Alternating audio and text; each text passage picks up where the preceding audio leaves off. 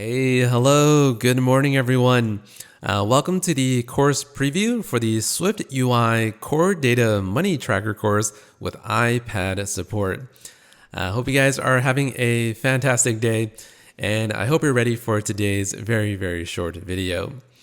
Now, inside of today's course preview, I just wanted to go through some of the main features that we'll be building out for the rest of the course. And we'll be going over the iPhone simulator here, as well as the iPad simulator on the right side. Let's go ahead and first focus our attention on the iPhone right over here. And basically for our application, we want to allow our users to track all of their credit card expenses right over here. So for example, let's say we have a brand new blue card right here in the very top right. If I drag this scroll view all the way down, you'll see all of the transactions that I have for this particular card here. For example, we have the iMac and the Mac Mini and also this Sony DSLR purchase. And you'll see the date, the categories that it belongs to, as well as the price on the right side here of $14.99. If I drag the application back up, I can actually swipe over to a different credit card. I'll show you that right now. Here is another card in the red. If I swipe over to the left again, you'll see the third card, and there's also another card here. So this is a very nice application, and the whole point of all of these lessons is to actually learn how to build out this application using Core Data and SwiftUI. So for example, if I delete or if I close off this application like this right here and reopen it using this guy right here, you'll see all of my credit cards are being persisted inside of the database, which means that every time I open up my application, you'll see all of my entities show up yet again inside of my app. So pretty cool stuff. Some of these screens that we'll be working on is this right here. So let me show you the add credit card form by clicking on the add on the top right corner. Here is a very simple form inside of SwiftUI. Let's call this credit card the preview card here. Use any number for the credit card number. Let's use a $50,000 limit. And on the right side, let's say I wanted to change the type of card that I'm using. Let's say make this guy a MasterCard. You'll see that show up right here. And you can pretty much do the same thing with the expiration as well. So clicking onto the month, we can maybe select May. And for the year, we'll also select 2030. For the color of our card, we can also pull up the native SwiftUI color picker. And for this bad boy, why don't we select this darkish purple color there, click on the dark area to dismiss. And then once I have all of my information filled out inside of my form, I can click on save. And now you'll see your preview card showing up at the very top here. Pretty good stuff. Next thing I want to do is to maybe make a transaction for this particular card, right? So I'm going to go ahead and add a transaction right here. Let's call this the iMac Pro and 24-inch. For this guy, I believe it's running for about $15.99. You can select the date of your transaction. Let's use this one right here, July 1st. If you want to associate some tags or categories to your transaction, you can click on that and that as well. Go back here, you'll see your tags showing up there. And then finally, if you wanted to maybe select a photo or some kind of receipt, you can click on the little photo picker there and your photo will appear below. Once your transaction form is filled out, you can now click on the save here and your transaction will show up right below for this particular card. Some of the other kind of features that you'll be working on is the ability to delete this transaction here. Let's click on the ellipses. We'll show an action sheet. You can delete that transaction here. You can also delete your card, which looks like this. Delete your card. And now you can swipe it back over to the other cards and you'll see the card as well as the transactions below. So that's basically all of the features that I want to show you guys how to build out inside of this course. There's also this filter sheet here, maybe filter on office supplies, click on that. and you'll see only the office supplies show up here. So pretty good stuff. Now that you know exactly what our iPhone application looks like, why don't we now look at the iPad simulator on the right side. So the application here is going to act exactly the same as what you have in the iPhone, but instead it's laid out for the iPad landscape orientation. You can also support the portrait orientation, and it pretty much looks the same, but in a very long view instead. I kind of prefer the landscape mode, so let's switch back over. This guy right here, if I click on all of my cards, you'll see the transaction grid down below. It changes based on which card you're selecting. If you wanted to add a card to your application here, you can click on this, and you'll see for the iPad, the form is showing up in this sheet instead of a full screen modal like this guy right here.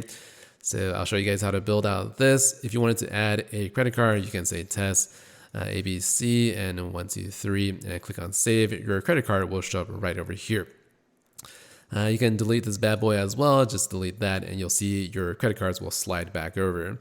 Now, one unique aspect of the iPad application is the ability to support many different size classes. So let me show you what I mean by swiping in the bottom bar right here. I'm going to go ahead and drag the Safari browser to the right side so that my application appears now in the split view mode.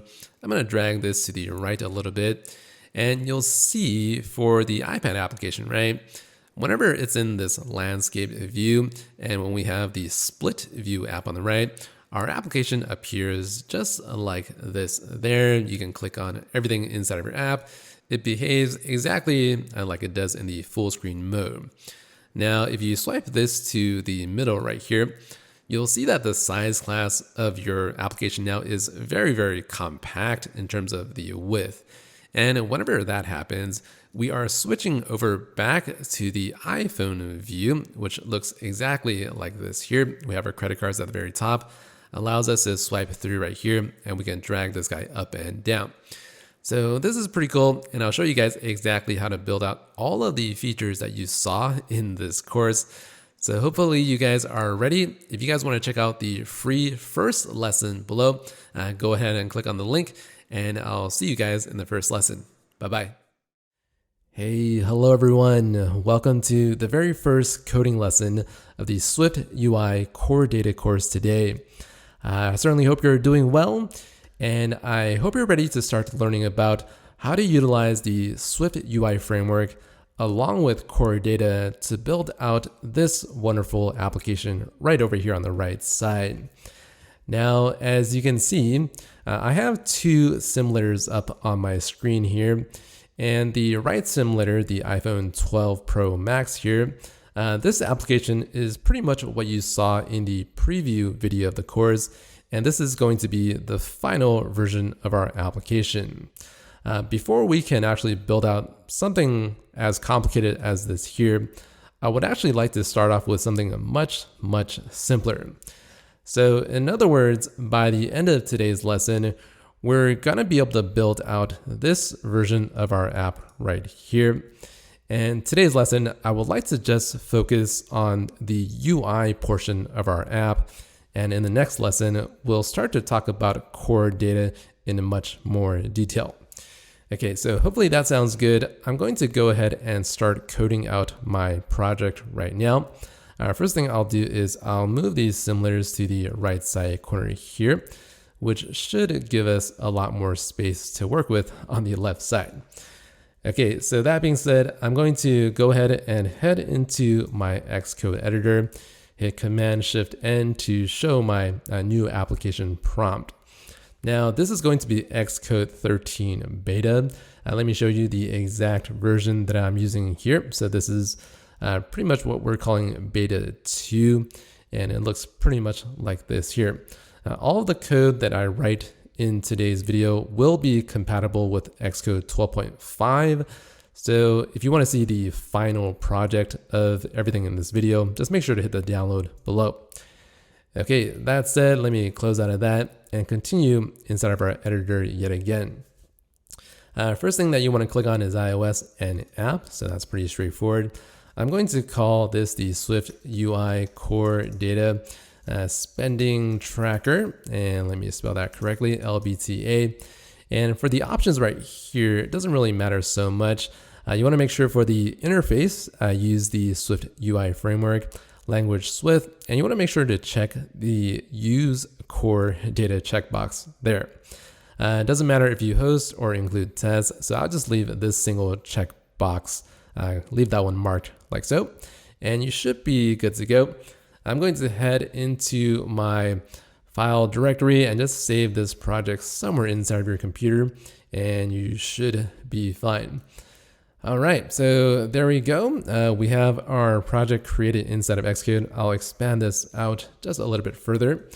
First thing I like to do is to pretty much close out of the little editor on the right. Don't exactly need that. And I like to just run my SwiftUI preview on the right side to get things going and, just to make sure things are compiling correctly. So this looks okay. I don't exactly like using the iPhone 7 SE, so I would prefer to use something like the iPhone 12 Pro or iPhone 12 Pro Max simulator. In today's video, I'll be using the Pro, which is pretty much what you're seeing here on the right side. I hit the play, and now you can start playing with the application that you get by default when you use a core data application setup. So on the left side, you have your actual application. It's rendering out a window, a content view inside of a window group. Content view, you can command click into that, jump to definition, and you'll head into this content view file there. You have this file called persistence. This is responsible for managing your core data view context and containers. We'll get into more detail on exactly what this file does in the next few lessons. That said, why don't we go back into content view and start looking at this code here. First thing I will actually do is I'm going to go inside of the UI of our application, and you can start playing around with the app, such as swiping left like that, hit the delete. You'll see all of the actual actions that you perform inside of the application here. It's already coded out inside of the template application. Deleting items does this here. Adding items should do this. There should be a plus button up there, but I think there's a current bug inside of the Xcode beta that doesn't allow the plus button to show up. But you can look through all of this code, and it's actually really helpful if you're starting out a brand new core data project. But that being said, I don't exactly like to use the code that comes with the project. I think it's a little bit hard to follow. And instead, what I would like to do is to create a brand new file instead. This way, it's just much easier to kind of code along. So I'm going to call my new file, or first a new group, and then a new file in that group using a SwiftUI view. You can call this a view whatever you want, but I like to call my main view in my application, just main view. That's pretty straightforward. And whenever I create a new SwiftUI view, I like to use a scroll view encased inside of a navigation view. Once you do that, you can hit the resume and you'll get your navigation view there. Perfect white screen is okay. If you want to, modify the navigation title, such as saying credit cards at the very top, you can just use a nav title on your scroll view. Make sure that you don't put the navigation title on the navigation view, because as you can see, the actual title does not show up. So I'll undo, and I bring this back down to our scroll view here. So text preview of our code so far. Okay, so this is looking pretty nice. You'll see the font is a little bit fuzzy if you don't hit the play. And if you hit the play, the font actually appears a lot crisper. So that's just one minor detail that you might want to pay attention to. And let's see, now that we have our scroll view and some text being rendered out, I want to go ahead and start getting our application to look a lot more like this on the right side. So this is pretty nice to have. And if you're coming from the world of UI Kit, you might be looking at this and you might be saying to yourself that it looks really complicated as to how to build it out. But if you're working with SwiftUI, these types of views are actually really easy to construct. So I'll show you exactly how to do that right now with our preview code. So before I get into this, why don't I show you something very simple, such as rendering out this add card button up here. Remember, if you want to add a card, you can just hit that, and the final version will prompt this form here. So let me just show you how to render out this button first, and then we'll move on to this pager style view. Okay, hopefully that sounds good. I'm going to go ahead and go into this navigation title and just type nav trailing. You'll get this option below. And for this, just use a button and action and label, hit enter for the action. Remove the code, hit that and text and just say plus card. And I think you'll get this button showing up here. You can start clicking on it and you'll see a down state like so. If you want to render out the black background, this is pretty simple. There's a lot of different ways of doing this, but the way I like to do this is to apply a padding, and I'm going to use the color of black on the background like so. And again, you can fill it out with whatever color you want. This is just what I'll do for now. For the corner radius, you can say corner radius, and I think I'm using a value of 5, and you'll get that effect here. Why don't we use the foreground color of white, and that looks fine.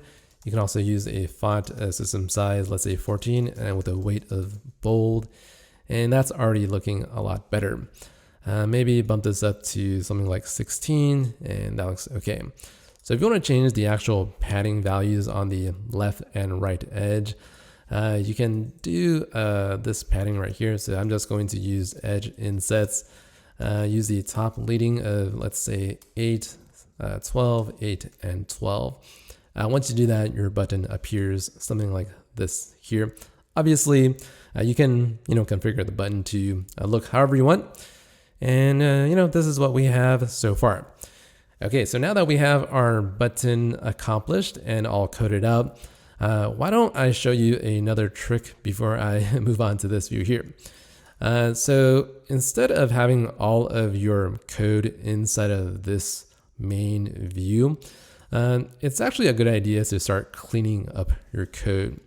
So what I mean is, I would rather, instead of using this button right here, let me just minimize this guy a little bit. Instead of using this button, maybe I can close out of that as well. I'm going to refactor this code. So I'm going to grab it up to this parentheses here. And I'm going to say, and go down below, I'm just going to say var and add card button is some view, and just paste that code in here. Now that I have my add card button, I can just paste it in here, hit the resume. And once you do that, you'll see that your application looks pretty much exactly the same. I noticed that in Xcode 13 beta, this preview spins for a while. If you want to fix it, just hit space inside of your view, and it should re-render the entire preview yet again. So looking good so far. Again, this refactoring just helps you clean up your SwiftUI code a lot more. You'll notice in SwiftUI coding, the main view body of your actual application, it grows rather quickly and pretty hard to manage. So the quicker you apply code refactoring, the easier it'll be for you to kind of maintain your project in the long run. Okay, that said, why don't we go ahead and move on to rendering out this view inside of our app. So before we get to the swiping action inside of this here, I'm going to go ahead and render out this blue credit card view. So how exactly do we do that? Well, I'm going to use a VStack. So VStack looks like that. And why don't we say, I'm going to move my text preview and move that in here. Once I do that, you'll see my text appear yet again. And let's call this the Apple Blue Visa card. Looks like that. Next thing I want to do is I'm going to apply some kind of text that says balance. And let's say the balance is $5,000. You see everything is appearing vertically inside of my VStack. And the last thing I'll do is maybe I'll say text, and the credit card number is 1234, 1234, and 1234. And then finally, I will also write the credit limit of $50,000 like that. Quite a lot in terms of credit card limit, but you'll see my four text components appear vertically. I'm going to go ahead and give this a background color on the VStack. You can get the background color right here and just use the color of blue. So looking good. To get some padding, you want to go before the actual background color and apply a padding like that. I'm going to use the foreground color of white to make sure that all of the text appears in this visible color. And finally, I'm going to give this a corner radius as well. So corner radius of 8, that'll round off the edges like so. If you want to add a shadow, you can do that with the shadow radius of, let's say something like 5, and it's going to appear like that. Okay, that's a pretty good start. And in order to get our font sizes to match what we have on the right side there, I'm just going to apply some simple font sizes. What I'm typing here is font and SS size gives me this. Let's use the value of 24, weight of semi-bold or bold. Either way, it's looking a lot better. Now, you see in a VStack, everything such as the text components or anything that lives inside of the VStack itself is going to be centered, aligned by default. To change that, you want to use alignment like so. So just type it out, and you can hit dot to kind of get the autocomplete to show up like this. For the actual, let's see, the alignment, I'll use leading, and you'll see everything is going to be pushed to the left edge. And then for something like spacing, you can use the value of 12, and now that's the effect that you get. If you want to stretch out this entire card horizontally, like what you see here from this left edge to that right edge, one simple trick to accomplishing this task is to use an H stack with a spacer inside of it. I'll just put all this in one line like that. Finally, I'm going to apply further padding on the edges and just go to your actual VStack right here and just apply this padding. A small minor detail is there might be some additional padding on the vertical right here. So this edge has some extra padding now. If you want to have just horizontal padding, just type dot horizontal, and now this is what you get. So something else that you can do is just add top padding of something custom like 8. And this is the final version of what we have so far. Okay, so so far everything looks pretty good. To get the balance to appear on the right edge, so this balance right here to this edge, I'm going to use an H stack. So H stack obviously is going to align things horizontally, and I'll use a spacer right before the text, and that should push this to the actual right edge. So spacer, and now everything appears pretty much similar to that. I'm going to copy the font and apply it below. I use a value of, let's say, 18, and that's looking pretty solid. So as you can imagine, rendering out things now using SwiftUI instead of UIKit is just much easier and much faster because we have the code much easier to write, and we have the preview on the right side. Allows for iteration and development to increase rapidly. Last thing I'll do is I'll talk about this Visa card here. So how do we render out these Visa images, right? So right here we have Visa and we have MasterCard. So the Visa is an actual image, and the way to render out an image is to go inside of here and just use an image and apply some kind of asset to the image itself. And the way I'm going to do that is to open up my navigator right here, go into my assets, and I'm going to drag in an assets, which is going to be the Visa and MasterCard. I'll provide these down below so you can download and drag inside of your project as well. That being said, you either want to hit Command B to build your project or hit the resume a few times. That way you'll get the asset to recompile. Now, to get the Visa card to show up, you can just type in Visa here. So obviously Visa is appearing very, very large because the actual image size is quite large. So it just takes in the default image size.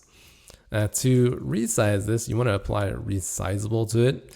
And to get the aspect ratio to something that is much nicer, you can do this a few ways. I like to use scale to fill, which looks like that right here. So basically it's going to take up as much space as possible. So again, as much space as possible, meaning from this edge to the left edge of the balance. If you want to make it appear smaller, you can use scale to fit. And it looks like it's kind of doing the same thing there. But the thing that's nice about scale to fit is you can give the actual image some kind of height. And I'll use the value of 44. And because it's scaling to fit its correct aspect ratio, it's just appearing like this here. If you use scale to fill, it'll kind of clip itself in the middle edge here. And what I mean is to see its true rendering, you can apply the clip here. And this is what you get by a height of, let's see, 44, along with a clip modifier like so. And, obviously you don't exactly want that. I would prefer using scale to fit as well, or instead. And, having coded SwiftUI for quite a bit, this is just something that, or this is a trick that you'll come to use every once in a while. Okay, now that looks good. If you want to change the spacing of your elements, you can, maybe bump this up to 16. And now everything appears much nicer in terms of the vertical spacing. And so far, so good. The last thing about our UI is you'll see the card actually has a white gradient at the top going to a blue color at the very bottom. To do this inside of SwiftUI is, again, very, very easy. I'll show you how to do or apply this gradient to the background here. So how exactly do we do this, right? I'll remove the background color of blue. And for here, let's use a linear gradient, open it up with the colors, start point and end point. For the colors, you can use anything that you want. So I'll put this in a new line, and you can use the color of white and the color of black. I think that should be okay. For this right here, I'll use the stop and the bottom. So start on top and end on bottom. And this is what our gradient looks like. You can apply a lot of different options. Let's say the middle, and this should, or I think it's center rather. So this is going to take the white and start it in the center of our kind of V-stack component right here. Okay, so obviously that doesn't look that great. Next thing I'll do is I'll give it the correct colors. Let's bring this to a color of blue like that. And that looks pretty much like what we had before. I'm going to use another color of blue and use a value of, let's say, 0.5. I'm going to hit try again and make sure to hit a comma there. And now your application looks a lot closer to what it needs to be. So let's use a value of 0.6, and that looks pretty close to what I have. Last thing you might notice if you're very keen to details in the UI is that in this version of the app, there's actually a small thin border around my credit card. So there's actually a blackish line around this rounded rectangle. And the way you can do that is to go to inside, let's see right here. I'm going to go after my background. So I'm going to go over here and you can apply something called a stroke, I believe. And you can say color of black, and let's see if that actually works. So the stroke, you would assume that you can kind of stroke your object with a modifier like this in SwiftUI, but that doesn't exactly work. And what I would like to do instead is to give it an overlay. I'm going to go ahead and overlay a rounded rectangle, use a corner radius of whatever you're applying here. So I'm going to say a value of 8. And just by default, you'll see your rounded rectangle being overlaid onto your entire VStack. Okay, so now that we have our rounded rectangle rendered inside of our UI here. What I would like to do now is to sort of clip the inside of our rectangle and leave a rounded edge around the credit card, sort of similar to what you're seeing there. The way I'm going to do that is to go inside of my rounded rectangle and apply a stroke like this. So there are a lot of different options for stroking a shape such as a rounded rectangle. I'm going to go ahead and use the stroke. And then finally, I will use the color of black and use a value of 1. So again, what I'm doing here is to simply overlay a rounded rectangle and to stroke it using these values here, and it'll give us this effect. Obviously, you can make the stroke color whatever you want. If you want to take it down to something such as the opacity of 0.5, it'll lighten up the stroke like so. A lot of different things that you can actually do with the overlay using a rounded rectangle to stroke your objects actually is a very, very neat trick. Okay, so that's pretty much how we render out a simple version of our credit card inside of our UI. The last thing you are going to want to do is to allow for the paging of our credit cards while swiping left and right. The easiest way of doing this is to use something called a tab view with a paging tab view style. I'll show you how to do that next, but before I type out the tab view code, you'll see that again inside of the main view of our, at the body of our main view here, you'll see that our code that represents a single credit card, it's actually growing to be something pretty gnarly. And again, I would like to refactor this code into something that's much easier to manage. I'll cut that code out and I'll create a struct here and call it the card view and view like so. You can call it the credit card view if you want to be more precise. But instead of here, just type body view, hit enter, brace, and paste your code like that. And once you have that, you can use your credit card view. Now, every time you create a kind of a new sub view, you're going to have to re-render and resume your preview on the right edge. Now that we have that, right, the next thing I'll do is to implement the paging behavior for our app. The way this is going to work is, again, I'm going to use a tab view. Let me type that out correctly. And inside of my tab view, I can put the credit card view 3 times inside of the actual tab view. So I believe there is a tab view style and page tab view style with the index mode that looks kind of like that. And you can use something like always, like so.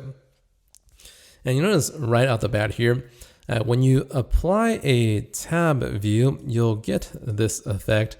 And sometimes you can swipe this guy like on the bottom edge here.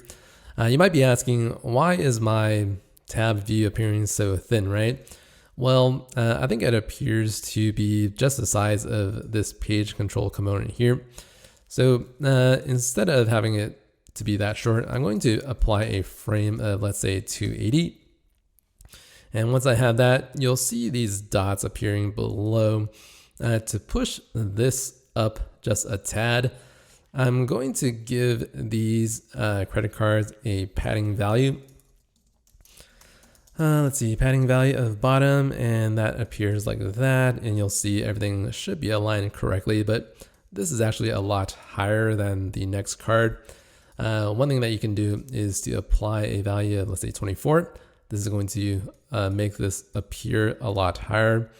And why don't we just give this value of 40? That should be a lot better. So it looks like that so far. You can copy this and paste that below here and here. That'll fix the padding like that. And you don't exactly want to do this if you don't have to. So let me show you a better trick. I'm going to apply this on the group instead. So you can do that as well. So using a group, you don't have to type in these modifiers 3 times. This will apply the modifier on everything within the group like that. Okay, so far so good. Something else that you can also do is to make this page control up here. And the way to do that, I never really remember. So I believe it's something like the index views style, and you can use something like the page background display mode of always like that. And again, I never remember how to do this, and I always have to look it up. But once you have it applied, you'll have this showing up at the very bottom of your application.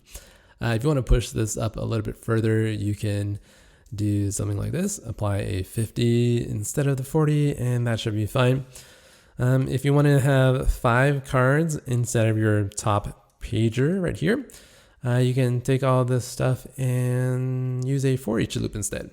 So use a for each, and the array that you'll iterate through is maybe a value of 0 to 5, and just use that here. I will take that away, remove the group. I don't really need that anymore. I'm just going to apply the padding on the actual credit card view. And now you'll have 5 of these guys like this right here. So this is 1, 2, 3, 4, and 5, like so. Okay, so I'm going to end the lesson right here. We've gone through a lot in terms of SwiftUI coding, but as you can see, building out your SwiftUI views to match your designs is actually pretty easy. You just have to go through one step at a time with some VStacks and HStacks and some tab views and scroll views, and you should be okay. If you guys have any questions or comments, make sure to leave them down below. The project for all of the code that you saw in today's video is also available below as well. So make sure to go download that and play around with the code to make sure you have a full and complete understanding of everything that's going on here. That's going to be it for today's video. I'll see you guys in the next lesson. Ciao. Hey, hello everyone. Welcome back to another lesson in the SwiftUI Core Data course today. Certainly hope you're doing well, and I hope you're all caught up with everything that we went over in the very first lesson. Today's video, we are going to move on with our application and pretty much build out a brand new feature. Now, what exactly is this feature? Well, let me show you in the top right corner. And basically, I want to show you guys how to build out this form right over here. It's the Add Credit Card form. And basically, it contains a couple of different features and functionality. Basically, it has a cancel button on the top left, allows me to dismiss this modal. And then inside of this modal form, we have 3 different sections, right? We have card information, we have expiration, and also the color picker down at the bottom. If I click on the color picker dot, I can pretty much pick whatever color that suits your needs, and you'll see the dot changes to the color that you picked. Furthermore, for the type, the month, and the year, if I click on the actual row, right? So click on the row, it's going to navigate us to a different view containing all the options that you specified. For example, we have Visa, MasterCard, and Discover. Click on that, you'll see the option changes there. And very similarly, we have the month with the 12 months of the year, and also the year contains all of the different years that you specify in your code. So again, this is a brand new feature, and building out this entire view and this form, building it in SwiftUI is surprisingly simple. So with that being said, why don't we see how simple it is by going into our Xcode editor. Last video, we left off on the credit cards view. If you play your preview, you can now swipe through all of your cards right here. Again, if you guys have any questions or comments, please make sure to leave them down below. I'll try my best to answer your questions as quickly as I can. Okay, now the next thing I want to do in our application is to actually trigger some kind of behavior every time I hit on this add a card button, right? So the first thing I'll do is I'm going to go inside my main view and go into my navigation bar buttons. This is the actual button that adds my card here. And the button is specified all the way down below here. So here's my add a card button. And the next thing I will do is to actually trigger some kind of action here. So trigger action. And the way to actually trigger an action is to create some kind of state variable. And so the reason why I want to create a state variable is because I actually want to show some kind of modal. So the way this is going to work is the action is going to trigger this modal here.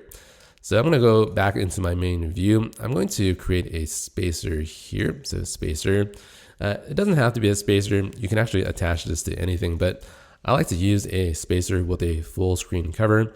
Use the isPresented constructor with the dismiss and content.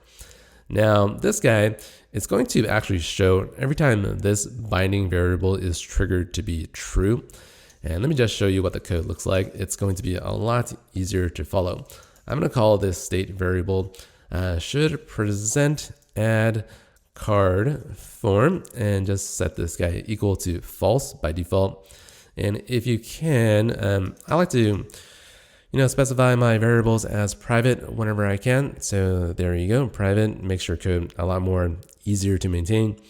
And now that we have this state variable, to access the binding version of this, just hit the $sign right here and $, shift 4 and paste in your variable.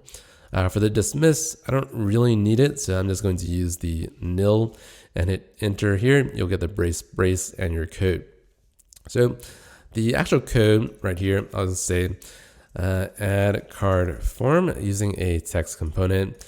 And now that you have your spacer, everything should be able to compile, and I'll hit the resume.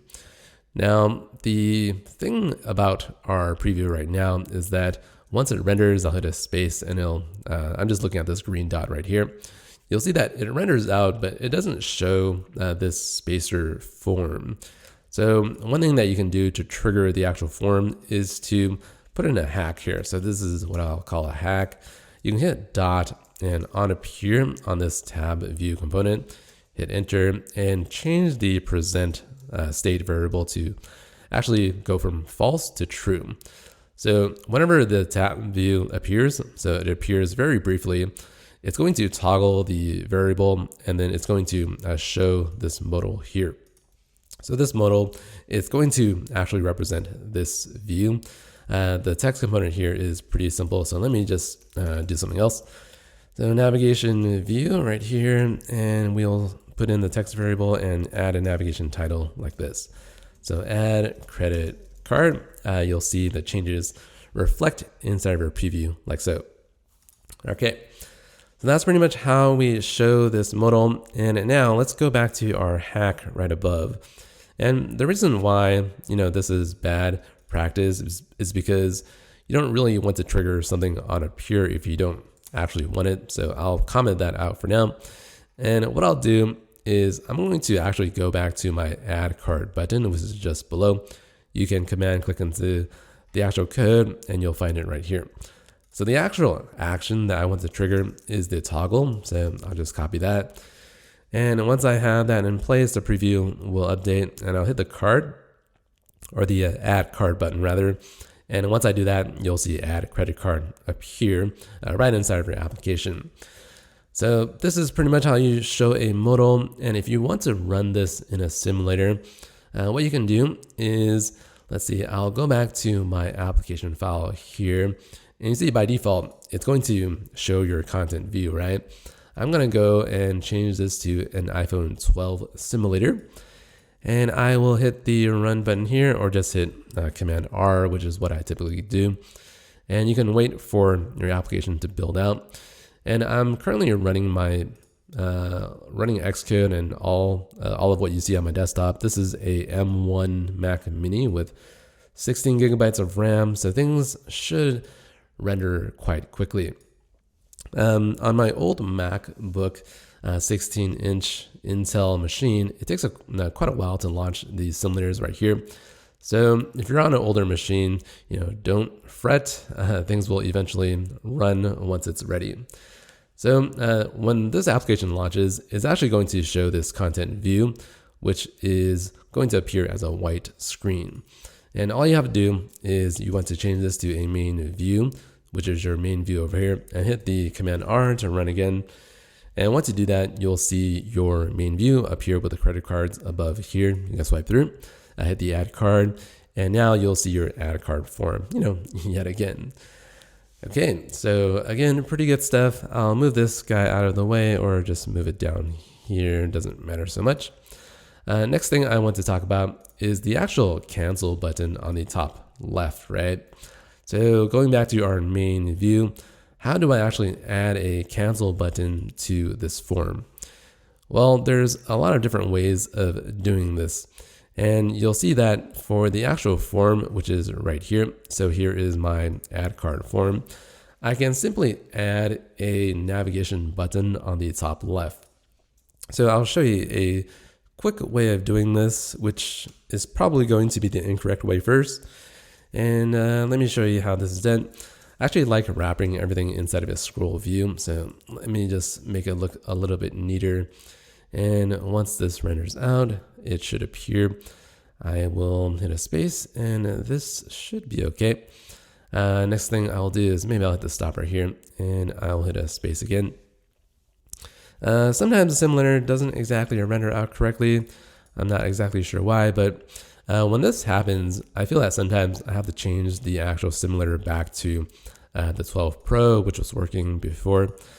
And once you do that, this should stop spinning.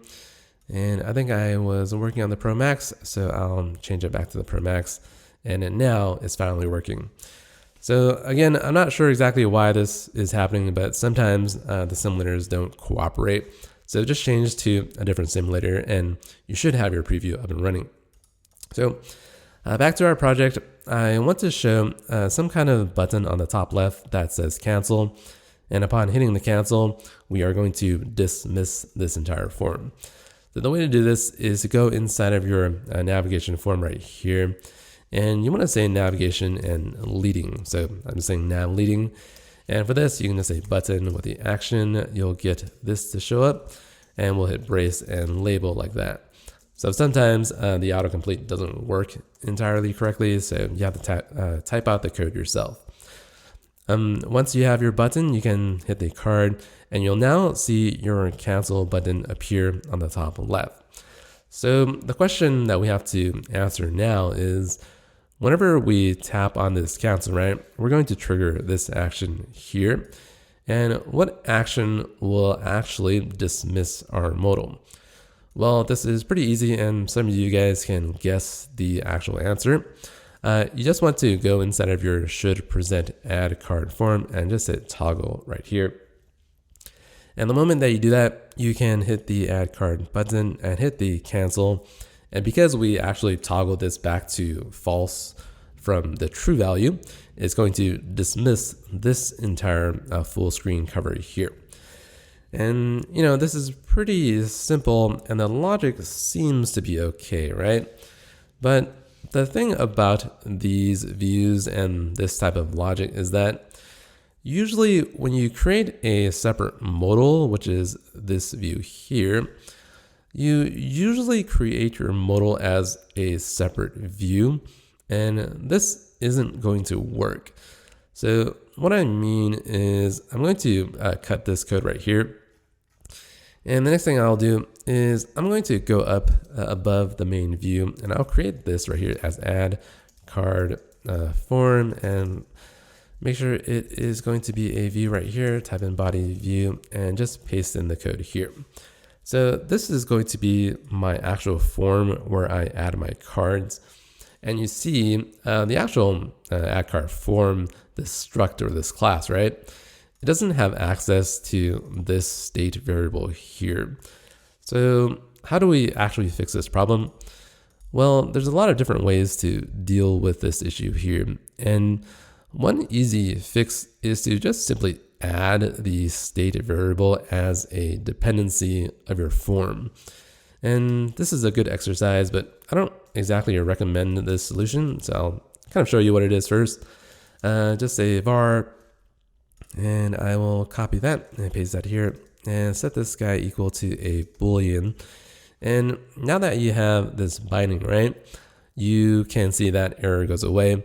However, you should be able to see a different problem. So I'm going to go back down to my full screen cover.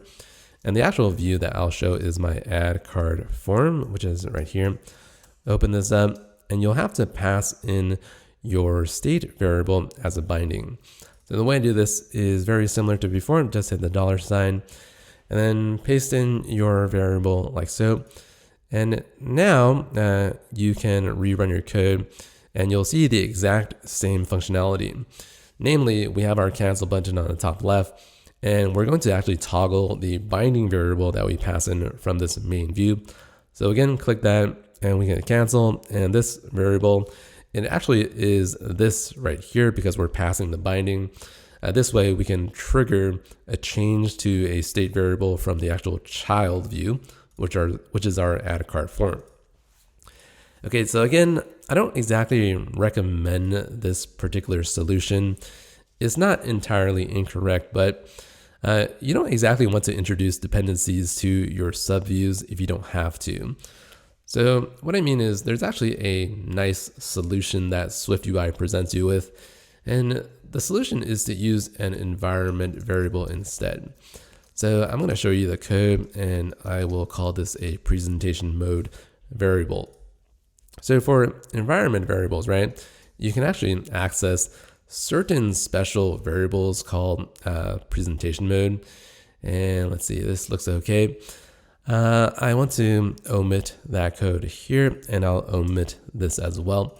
And now what I'll do is I'm just going to say presentation mode, and you can access the wrapped value and dismiss like that. This presentation mode, I'll show you what it does in just a moment. You'll see you have an error right here because we kind of canceled out of that bit of code. I'll comment that out. Add cart form, it no longer takes in any dependency. So I'm just going to close that out. I'm going to hit resume now. And the question is, do you expect your code to run similar to what we had before? Well, I'm going to hit the add cart, and the cancel button is right here. And you'll see that the presentation mode, it will actually be set to true in this current state. And when I hit the cancel, it's going to dismiss the presentation mode's wrapped value. And what that really means is whenever you are presenting something as a full screen cover, or this modal that we have, right? It's going to be injected by the SwiftUI framework. It's going to inject a presentation mode that represents if this screen is being presented. And again, SwiftUI handles all that for you, and that's why it's really easy to code. And once you have that presentation mode variable, you can simply dismiss it using this syntax here and this syntax there. Again, the reason why I prefer this solution is because I don't want to have to introduce dependencies inside of my views if I don't have to. This means I can get rid of that code. And for this view right here, I don't have to add its dependency to the actual instantiation. Okay, so that's basically how you add a form inside of SwiftUI. You can repeat this exercise every time you need a new form. One thing that you have to be aware of in terms of the full screen cover, this is really tricky, but there was a bug in, I believe, iOS 14.0 to 14.5 or 14.4, where you can't present multiple full screen covers. And it's a really tricky issue, and I just want you to be aware of this bug. I don't want to go through the exact solution in this video because it's kind of out of scope, but just be aware of strange issues that you might run into. Okay, so I think that is pretty much going to cover all I wanted to talk about. We'll get to the rest of the form information and data entry in just a moment, probably in the next video. The last thing I want to discuss here is whenever you are programming in SwiftUI, right, you have your preview on the right side, and you have a lot of code that you want to actually change inside of some other view. And you don't want to have to hit this add cart button every time. So let's say I go into my scroll view and I start typing out a text entry, right? So the way to do this is to use a text field like this, and I'll open it up. Use a string protocol of, let's say, name right here. And for this binding, for this name right here, you just want to say, so state for our name, and let this equal to a string. Again, if I can make it private, I will. and I'll use the $name right here. So you see, I just made that change, and I'll have to see this change by hitting the resume, seeing this spin for a little bit, hit the space to make sure it actually resumes correctly, hit the add card button, and you'll see my name right there. So I don't want to go through all of those different actions every time I make a change just to see it inside the preview. The way to fix this issue, there's a lot of different ways to kind of solve this problem. So my add card form right here, I can move it down to, let's see, the actual preview code. So it's currently showing my main view. I can use the add card form instead. And the moment that I change that, you'll see that my preview is actually showing my add card form. If I make a change to this component, it'll reflect automatically on the right screen. So that's one quick way of making this kind of problem go away with quick iteration. The next solution is probably a little bit better. I'm going to go inside of the main group, and I'm going to create a new view for my form. And I'll just create a new group as well, just to make this easier to look at. I will create this as a new file, and I'll call this the add card form using SwiftUI view. Add card form, I'll make sure to kind of spell that the same way. And what I'll do is I'm going to go back to my main view, and I'll take this code here, and I'll just cut it and put it in there as my add card form. Everything should still work. And now you have a lot of flexibility with your preview code on the right side. You'll see that once I hit resume, everything's going to just show up inside of my right side panel.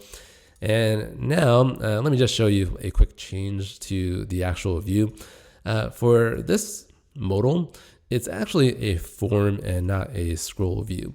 So just change that to a form, and you'll see a lot of the display and the UI that represents a form is automatically formatted to look like this here. Forms are also scrollable by default, so you can drag this down. And now that you have your form, you can start constructing what this view looks like. Again, it's nice to have separate views represent separate files. And you can always go back here and just comment that out and call this the main view.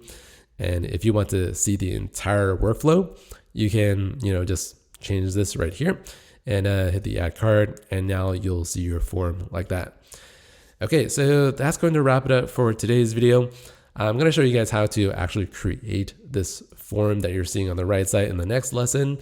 If you guys have any questions, make sure to leave them down below, and I'll see you guys in the next video. Bye. Hey, hello everyone. Welcome back to yet another lesson in the SwiftUI Core Data course today. I really hope you're doing well out there, and I hope you're ready for today's exciting video. Now, today's lesson, what exactly are we going to go over? Well, in the last video, I showed you guys how to present this add card form here. Let me show you that one more time by clicking on the add card button. And here is the form that we have so far, represented by this chunk of code there. So nothing too fancy. And by the end of today's video, I want to show you guys how to further flesh out our form so that we can have 3 sections. So card information is the first section. We have expiration and also this color picker on the bottom. Now, how exactly do we build out these sections, right? Well, I'll show you how to do that right now by going back into our form here. And what I'll do is I'm going to go ahead and introduce something called a section. So just type section here with the header and content as our initializer. For the header, you just want to type in a text and use something like card info or information. Whatever you want should be fine. And inside of the content, you can say text. And here is our first row. All right, so what I'll do next is I'm going to make the changes appear immediately inside of our preview. So instead of using main view down below, I'll go ahead and bring back our add card form. Okay, so this is looking pretty good. You'll see that we have 2 sections inside of our form right now. We have this top card info and this guy right here, and this is the second section below. So as you can see, generating a section instead of a form is very easy. Let me go ahead and do this one more time by copying and pasting, and you'll see another section appear like so. The next thing I will do is, let's just say I want to introduce something called an expiration inside of our second section. We have that, and let's say I want to introduce the color as the third section. Okay, so that's pretty much how this is done. Let me go ahead and take the text field name and replace the top row with that right there. And you'll see our form is slowly but surely looking a lot nicer and neater. Okay, so with this code here, everything is looking pretty good. Next thing I'll do is, for the rest of the card information section, you're going to want to introduce additional state properties so that you can keep track of things like the credit card number, the credit limit, and also the type. So let me go ahead and copy this 2 additional times. And inside of here, I'll use the card number like so. And for this, I will also use the credit limit. So just to make it easy, I'll just say limit like that. And I'll copy this 2 more times. For this, let's just say credit card number, and this is the card. So make sure to use $ for the actual binding of your state variable, and hit Command Option P. Doing that will just refresh your preview on the right panel. Okay, this is looking nice. For the last text field, you can imagine you can just enter something like credit limit, and this is going to be the limit variable at the very top there. Okay, so if you start pressing into the actual preview simulator, you can start typing things like the name and also the credit card number. If you want to change the keyboard type of these components here, you can actually do this right here with the actual pad, or is it the keyboard type? And this is the number pad like that. So you can't really see the keyboard inside of the preview. What you'll have to do is to launch it inside of the simulator here. So I'll just quickly launch this with Command R, and hopefully my new M1 machine is able to render this out quickly inside of the iPhone Pro Max simulator here, which should be coming up soon. And here we go. We have this application now. We have our UI here. The add card form is there. If I click into this right here and press Command K, the keyboard will show up, and you'll see that it's actually indeed the number pad as we specified right over here. Okay, so clicking into name, you'll see you have your text number pad, and the limit should also be a number pad as well. So I'll put that here, and you should be good. Okay, I'm going to go back and go into my preview because it's much easier to work with. And the next field that we want to manage here is the type. So if you look at this type row, you can click and hold down on it. You'll see the highlight, and the moment that you let go, it will navigate you into a brand new screen. So question here is, how do we generate this new screen? Do we want to manage something called a navigation link to present this new screen? Or is there a much easier component to accomplish this task? Well, let me show you the easier way of doing this with a picker. So here is a picker, and we'll use this initializer here. I don't think it matters much, but let's just use this one. I'll say type like so. For the selection, I will just use, let me just use constant value of 1. I think that should be okay. I'm going to change this later, so don't worry so much about that. Hit enter for the content, and we'll say it's text right here, so Visa. And another component, let's say MasterCard, and you'll see my type showing up right here. And I'll do this one more time with the text of Discover. And obviously you can add as many fields as you want. It'll show up every time you press the actual row. So this type reflects the string right here. So clicking into that, you'll have this. Okay, so let me just try again, and I should be able to get my simulator preview up and running.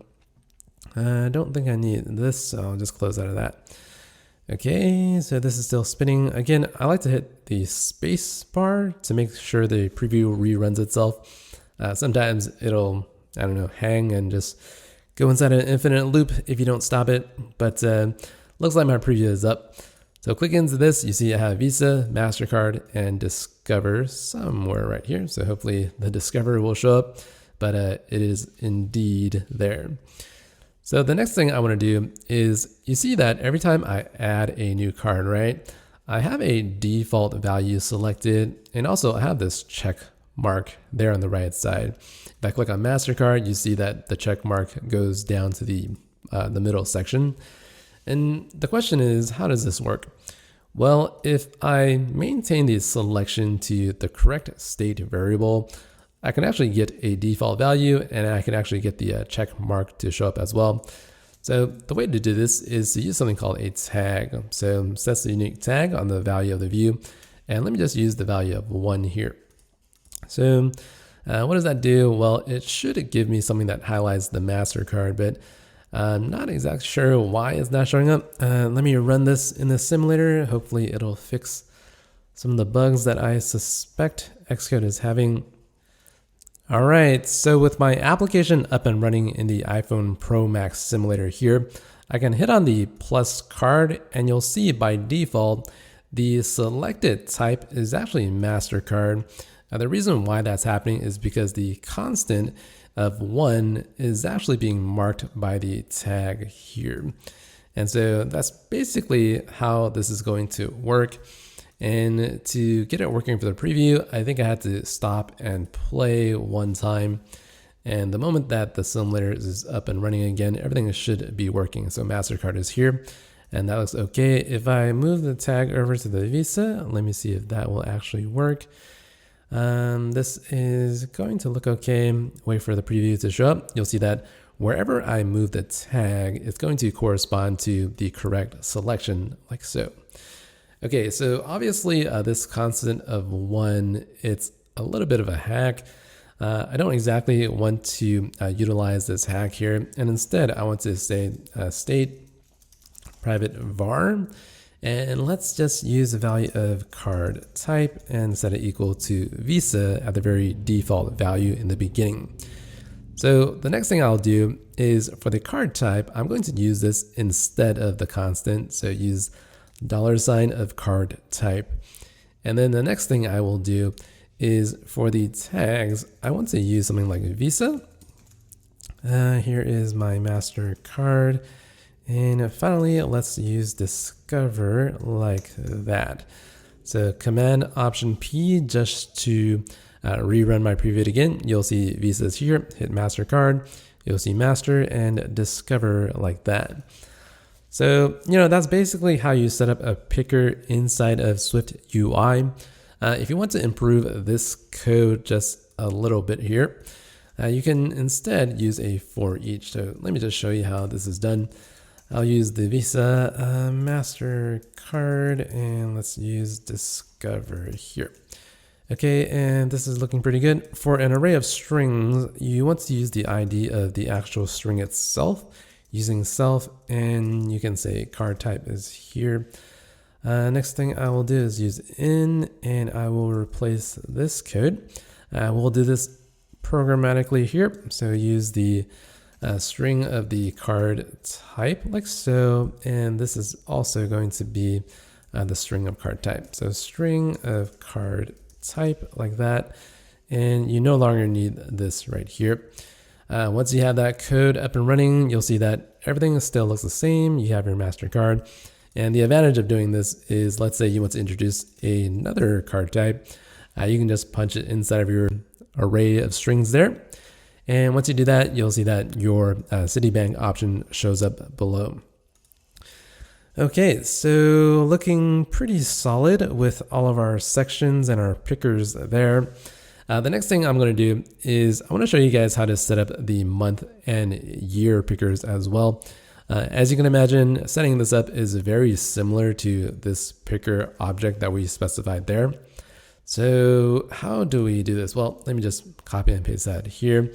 For this, I'll use the month as the actual text. And once things are up and running, I believe everything should be okay. The next thing I want to specify is an actual state variable for the month expiration. So let me just use a value of 1 for the expiration month.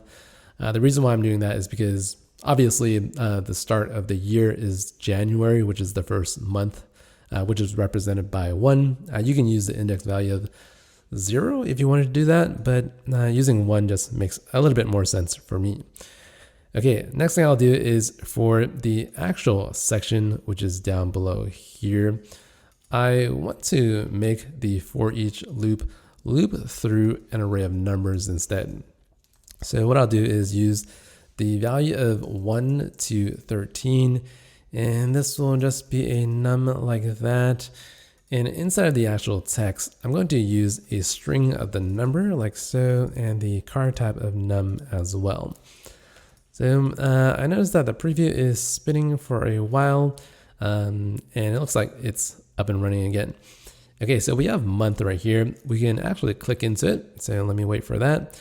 Click into the month. You'll see that the 1, 2, and 3 is kind of set up like that. One thing that we're missing is we want to use the month instead of the card type. So that looks good to me. And once the preview is up and running, you should see by default, the selected month is whatever you specify here. Clicking into the picker, you'll see that we have January selected as our default value. Okay, lastly, do I want to show you guys how to generate the year picker? So how do we generate the year picker? Well, it's very similar to the month here. And this might be a little tricky if you're not used to how things work. So I'm going to use a constant hard-coded value of 2021 for now. For this, I will say, let's see, let me introduce another variable as well. So let's just call this the current year, 2021. And for this, I will use current year for the picker down below. I'll use this. So I'm hitting Command Option P to re-render the preview. You should see a second year, a second row in the second section. Once it's up and running, it should be visible. And let's see, for this year, I'm going to use the current year, and we'll use current year plus 20. And once I have that, things are going to look a lot cleaner. So let's use year right here. And I think it's going to be okay. So try to run this one more time. I'm going to try to run this in the simulator. Sometimes this guy seems to spin forever.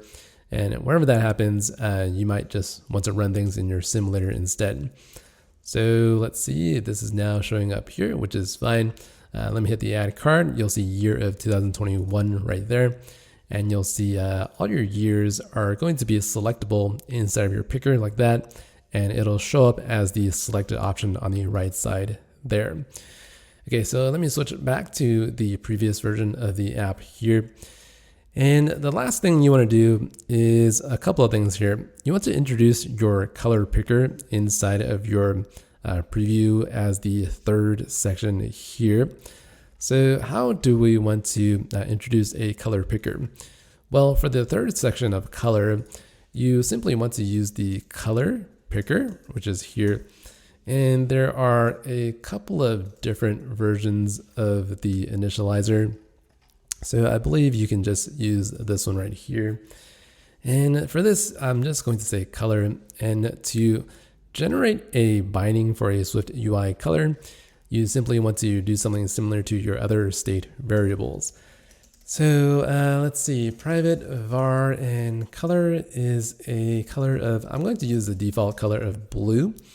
And I will go down below and bind it to my color. So use the $color, and I think this code should be fine. I will go ahead and wait for the preview to generate itself, and things should be okay. So let me go back to the iPhone 12 Pro Max here. I think my 12 Pro preview is down for now, and I will hit a spacebar, wait for this to generate. Sometimes it's helpful to hit the pause and play, but if this guy doesn't resolve itself, you can just hit Command R to run your actual code in the simulator, which is much more reliable in my opinion. So hit the add card, you'll see your color picker here. Once you click on that, you'll generate your color picker, pick on something like your green. And once you have that, you can click on the dark shaded area. It'll dismiss the color picker, and finally, you'll see your color there. Okay, so far so good. One last thing that you might want to fix is with the actual year component inside of your code. So for this year here, it's not always going to be the year of 2021, right? And like I was mentioning earlier, this is actually something that we call a hard-coded value. The way you want to fix this is to utilize something called the current year. So instead of using the hard-coded value of 2021, I'm going to use the calendar, the current calendar, and using the component of .year from the current date. This will actually generate me the current year, which is 2021. If 1 year passes and it's 2022, this current year value will be 2022. Okay, this right here, that looks good. I'll copy and paste this to match that right here. And once that is ready, I think my code should be fine here. And that looks okay. So everything with my code looks okay to me. I think I will just run this inside of the simulator just to make sure things are working. And I'll hit the add card button and you'll see a 2021 for the current year. And everything looks just fine. All right, so the last thing is to maybe add some kind of save button on the top right corner. That way we can actually save this information inside of core data whenever it's ready. But I'll leave that for the next lesson. If you guys have questions for today's video, make sure to leave that down below and I will answer them as quickly as I can. Source code is also available for you guys to download. And that's gonna be it. I'll see you guys in the next video. Bye-bye. Hey, hello, what's up everybody? Welcome back to a brand new section of the SwiftUI core data course today. I certainly hope you're doing well, and I hope you're ready for the next couple of lessons. Now, in this section of the course, we're gonna look at how to integrate core data inside of our application right over here. And before I do that, why don't I remind you what the final version of our application looks like in the bottom right corner.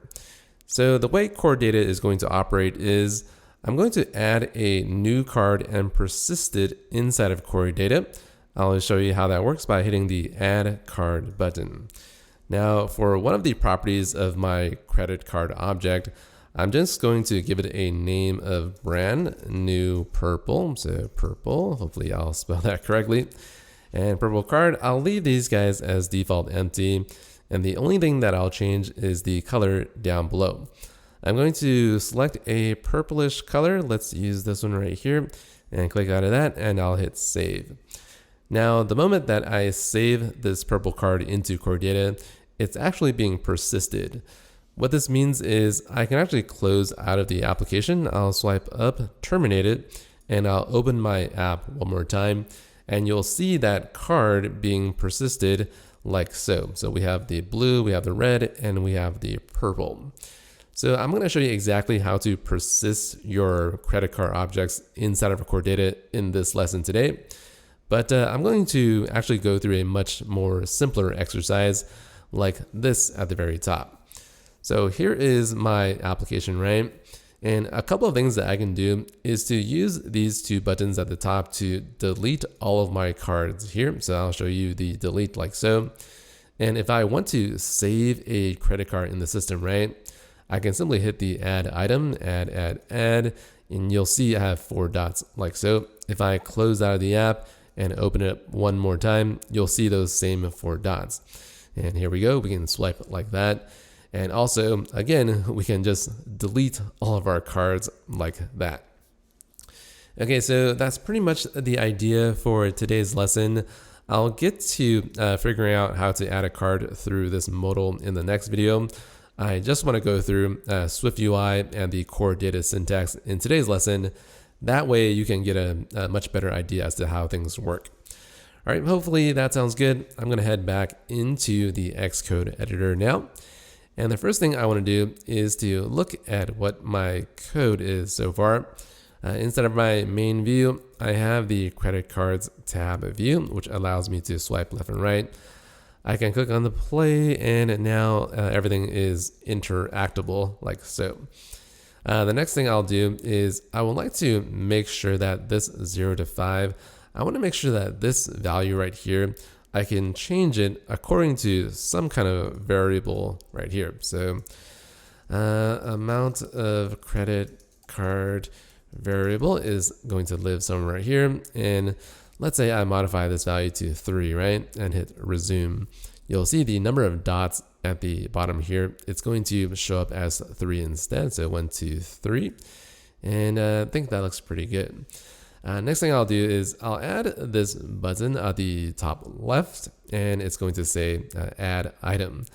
So how do I add that button? Well, for the scroll view right here, we are specifying the add card button on the top right.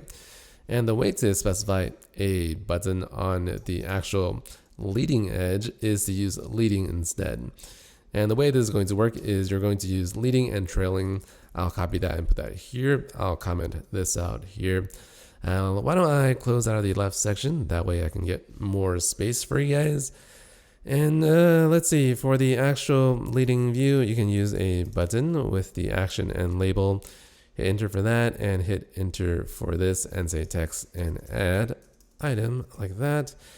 And I'll get rid of the code and I will get rid of this comment as well. So once you have your code up and running, you'll see you have your add item button on the left side. And that looks pretty good. I don't like having all this code inside of my main view. So again, I like to refactor whenever possible. So for the leading button, I'll call it the add item button like that. And down here, I'll just say var add item button and let this be of some view. I'll just paste in my button code like that. Finally, I will resume and you should see your button appear on the top left and everything should be okay. So I'll hit enter there and things will appear correctly. So add item. Next question we have to answer here is what exactly do we want to do for the add item action here, right? Well, I want to save a card inside of core data. For example, I want to hit the add item and I want to persist these cards somehow. Well, the question is, how do we actually save objects inside of core data? Well, I'm going to open up my file explorer again, and I'm going to go inside of this file here called SwiftUI core data as spending tracker. So whatever you have set up in your system, just open up your core data file. If you created your project with the core data checkbox checked, then you should have this file here. And it should contain this dummy item entity at the top left. We don't want to use this. And instead, we want to add our own entity. So there's a bottom right here, or a button at the very bottom. And I'm just going to click onto it, and you'll see the entity show up here. And just by default, if you click around and remove the highlight and highlight again, you'll see your attribute list is going to be empty. For the actual entity, I'm going to hit enter, and we'll call this a card to make it simple. And for the attribute, we are going to use just the value of name, and we'll use this as a string. Now remember, we have a lot of other properties like the card number, the credit card limit, type, month, year, and actually, let's see, color as well. So you can add other properties. I'll just do that here. So card, and why don't we just call the card number. This is going to be a string, and we'll have things like the credit card limit. This will be an integer 32, and then we also have things like the type, the color, the month, and the year. So again, you can go through the exercise of naming these properties correctly, and this will be integer 16 because it's much smaller. And I'll call this expiration year and int 16 as well. Okay, so that's looking pretty good, and I'll leave the other types for a later lesson. But for today, I'm just going to save a card instead of core data somehow. The way I'm going to do that is I'll head back into main view now. So down below, I can, let's see, hit resume one more time. And down below for the actual item right here, right? Add item button.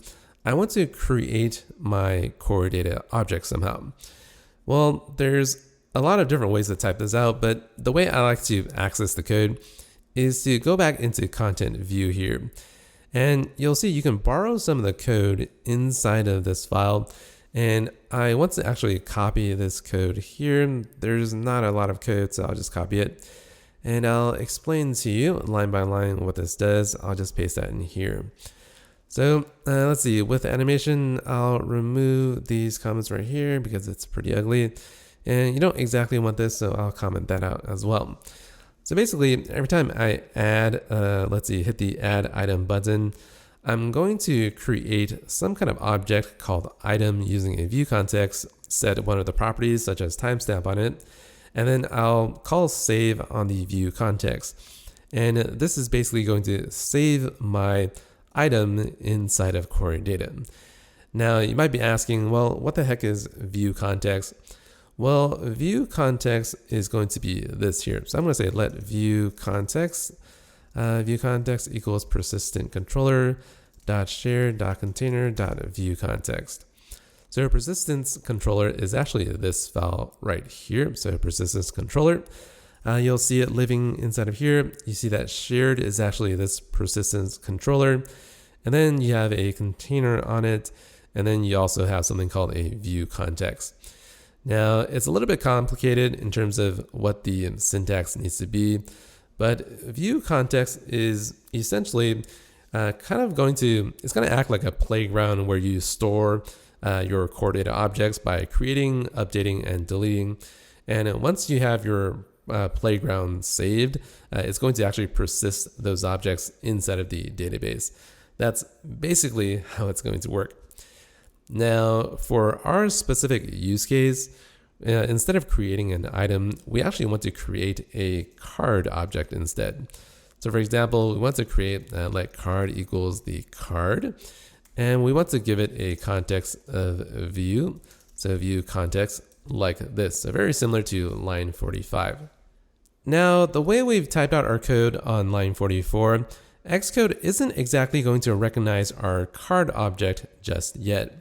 The way to fix this problem is to actually go back to your core data file here.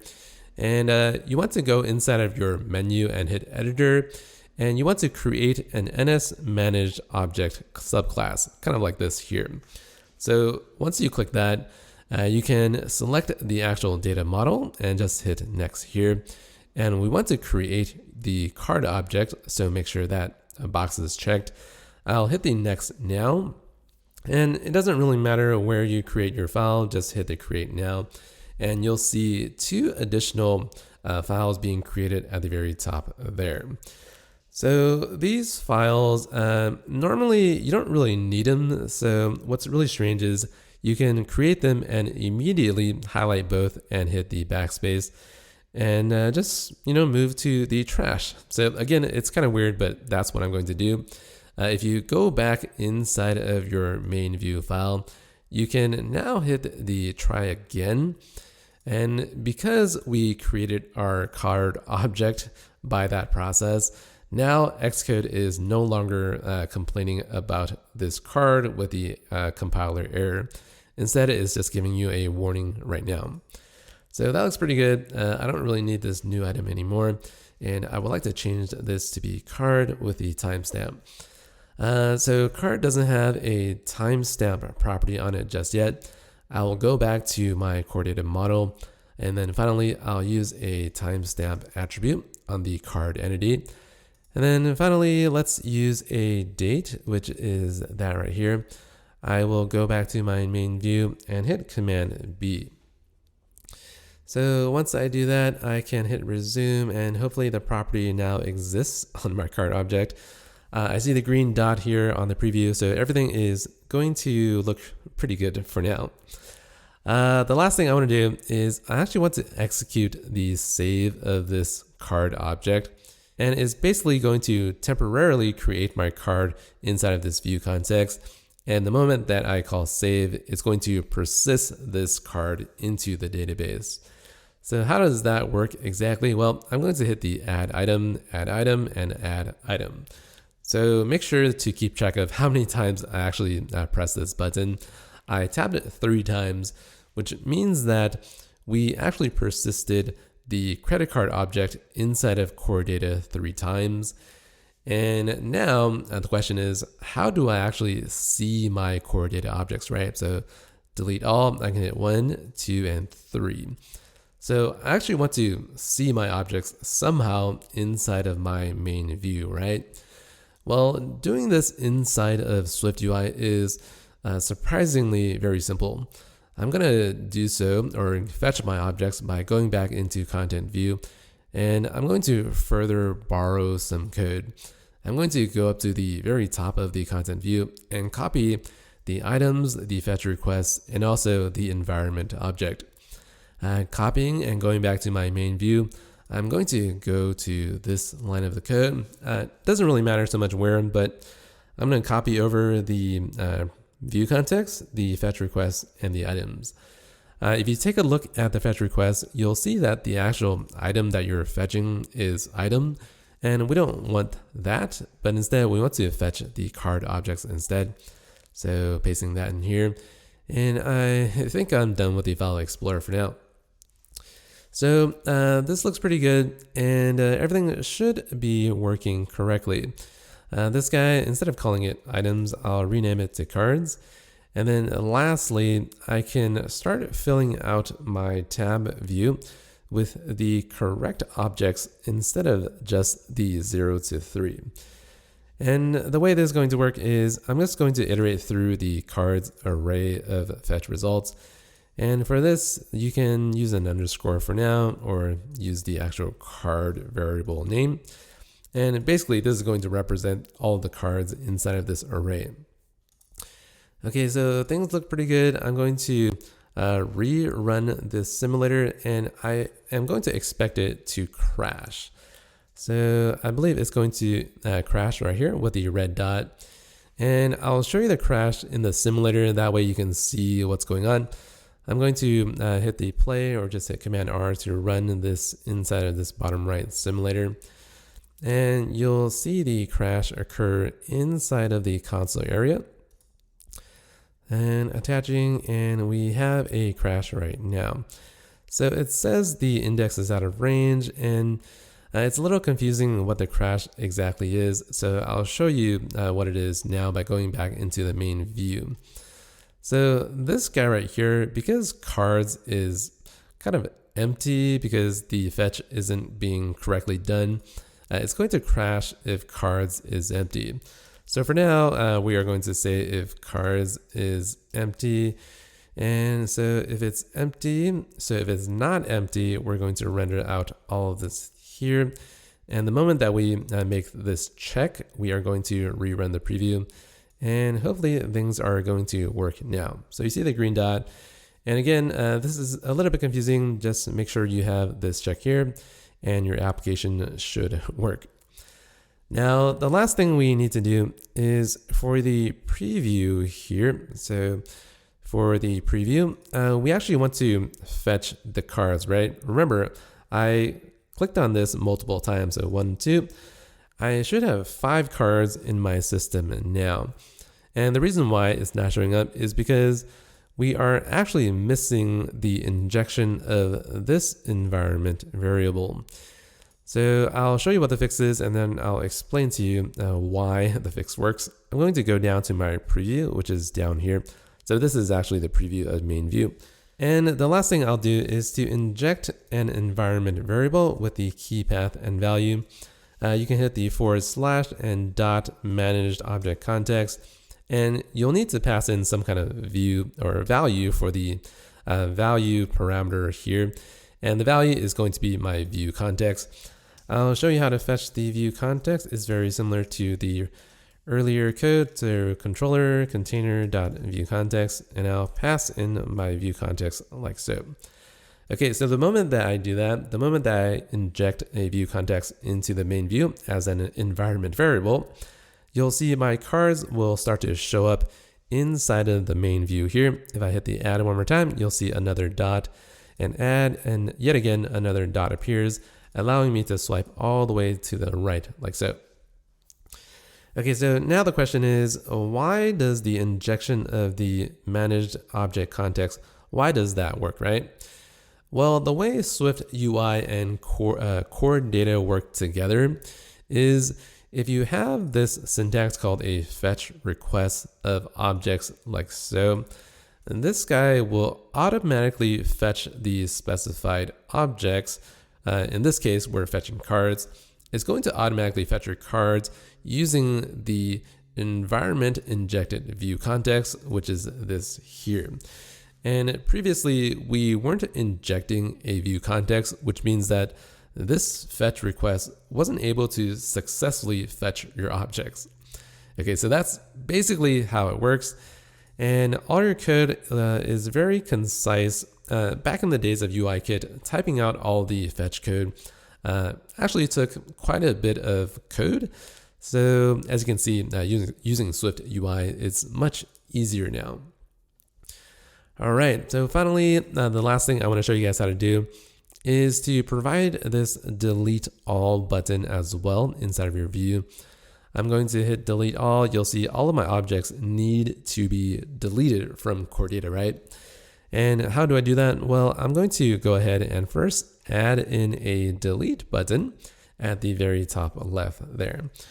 And you might be asking, well, how do I add multiple buttons inside of SwiftUI? Well, for the leading here, you can actually add any type of view. So for example, you can add the H stack instead, and I'll just add the add item button. And just to make this easier, I'll add the delete button using this and that and text right here and delete all, and let's see, backspace. And the moment that I do that, you'll see the delete all button appears on the right of the add item. And again, that's because of the H stack that we're using there. So the last thing we need to do is to maybe delete our objects inside of core data. The way I'm going to do that is to first refactor this into a delete all button. So that looks good. And down below, I'll create it as a private var delete all button. And this right here, I'll just paste that in there. So the delete action is going to delete all of my core data objects, right? And the way to do that is very, very simple. I'm just going to iterate through all of my card objects with a for each like that. And just hit enter, you'll have your card. And what I'm going to do is I'm going to say view context and just delete my objects like this here. I'm just going to delete my card. And then finally, I'm going to say view context and save. So keep in mind that whenever you call view context delete, it's not going to delete the object just yet. The deletion actually happens when you call save. So save is here, and it's going to commit your unsaved changes. You'll see that it actually throws a potential error. So whenever that happens, you need to call do and catch here, and you just want to put the save there and call it with a try. Okay, so now that we have our try view context save, the last thing I'll do is I'm going to hit resume. And now that my application is finally up, I'm going to hit the delete all button like so.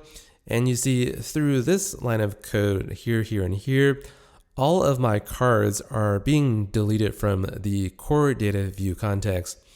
And once that happens, you'll see that when I delete, all of your cards just disappear like so. And the SwiftUI framework manages the view correctly with all of the code here inside of your tab view. So again, you can delete, so add item, and delete all. That looks pretty good. I'm going to run this inside of my simulator. That way I can finally confirm that things are working inside of a working physical device or the actual simulator. And I'll just wait for it to kind of spin up here. Sometimes this right here takes a while. I'm not really sure exactly why, but you're going to have to hit the play button one more time. And once you do that, you're going to hit add item, and delete all. Okay, so that's basically going to wrap it up for today's lesson. If you guys have any comments regarding the environment or the fetch request here, make sure to let me know. The sort descriptor is basically sorting the card based on the timestamp here. And we are just going to add a default animation for the actual request. And the rest of the code here looks pretty good. Remember, all of the SwiftUI and core data interaction happens pretty much automatically through this block of code there. And once you have your cards fetched automatically, you can just simply iterate through them using this for each loop here. And that's pretty much it. I'll see you guys in the next lesson. Bye. Hey, hello. What's up, everybody? Welcome back for yet another lesson in the SwiftUI core data course today. I really hope you're doing well, and I'm glad to have you back. Now, in the very last lesson, I showed you guys how to create some dummy cards inside of our application right over here. And why don't I show you guys exactly what that looks like again. I'll delete my cards by hitting delete all. And then the moment that I hit the add item button, right, you'll see I'll add some dummy cards in the blue right here. And I can swipe left and right and delete all yet again. So that's pretty cool. But obviously, we don't really want to generate dummy cards, right? We actually want to save cards using this card modal form here. And let me show you what that looks like in this version of the application. You'll see instead of having a blue card, we're actually going to have a purple card. So how does that work? Well, let me go ahead and click on the add card here. And for some of the properties of our credit card, right, I'm going to call this the maybe red card. Credit card number 1234, 1234, and whatever you want. For the limit, let's use something like 50,000. So 5000, that looks good. And I'll ignore the type for now. I'm going to use a month of maybe 7 and the value of 2028. And then finally, the color is going to be picked as maybe this color here. All right, so I'm going to save all of this data into core data by hitting the save there. And the moment that I hit save, right, you'll see the first card in my swiping list. It's now the maybe red card. It has the credit card number right here, 1234, along with the credit limit. And then finally, we also have the red color in the background. And saving the color is going to be a little bit tricky. So I'll show you guys exactly how to do all of this entire persistence right now inside of our project. Hopefully that sounds good. I'm going to go back into Xcode and show you the actual trick of saving objects using core data. So first file that I'm going to navigate ourselves back into is the add card form. Now in the very top right, I don't have a save button just yet, so why don't I go ahead, head down to the actual navigation components there. And at the very end, you see you have this cancel button, right? You can actually say something like comma and trailing right here. And for the actual trailing button, you can use the action like so. And action, I'm just going to type it out because sometimes the editor doesn't know exactly what you're doing. So just type it out and you should be fine. I'm going to hit the save like so. And wait for the simulator to power itself out. And I think things should be ready. All right, so it looks pretty good. I'm going to click on the play. And now I have the cancel along with the save button on the top right corner. Again, I don't like having my buttons coded out inside of the main view. So what I mean is I want to perform a slight refactor right here. So I'm going to grab this button and I will cut that and just call it the save button. Hopefully I'll spell that correctly. And then right below, why don't we say private var and save button of some view using a view builder syntax. And then finally, I will paste that button below. It's a good idea to refactor this cancel button as well.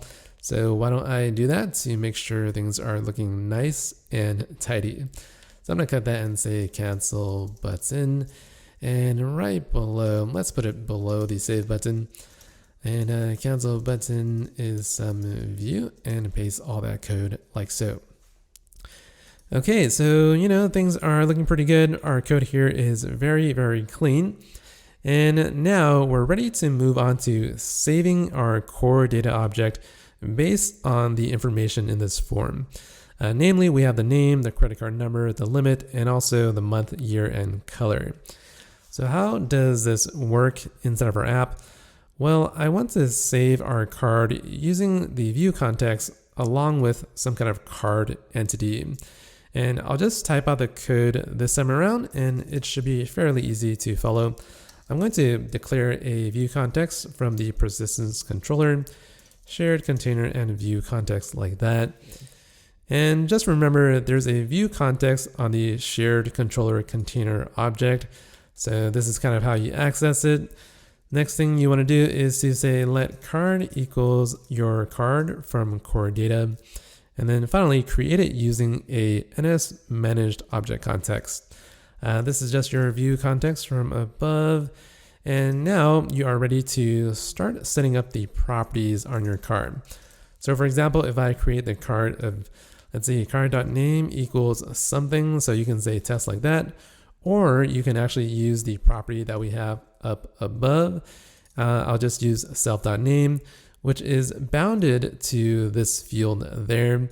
Let me drag the file explorer back up, maybe close out of that.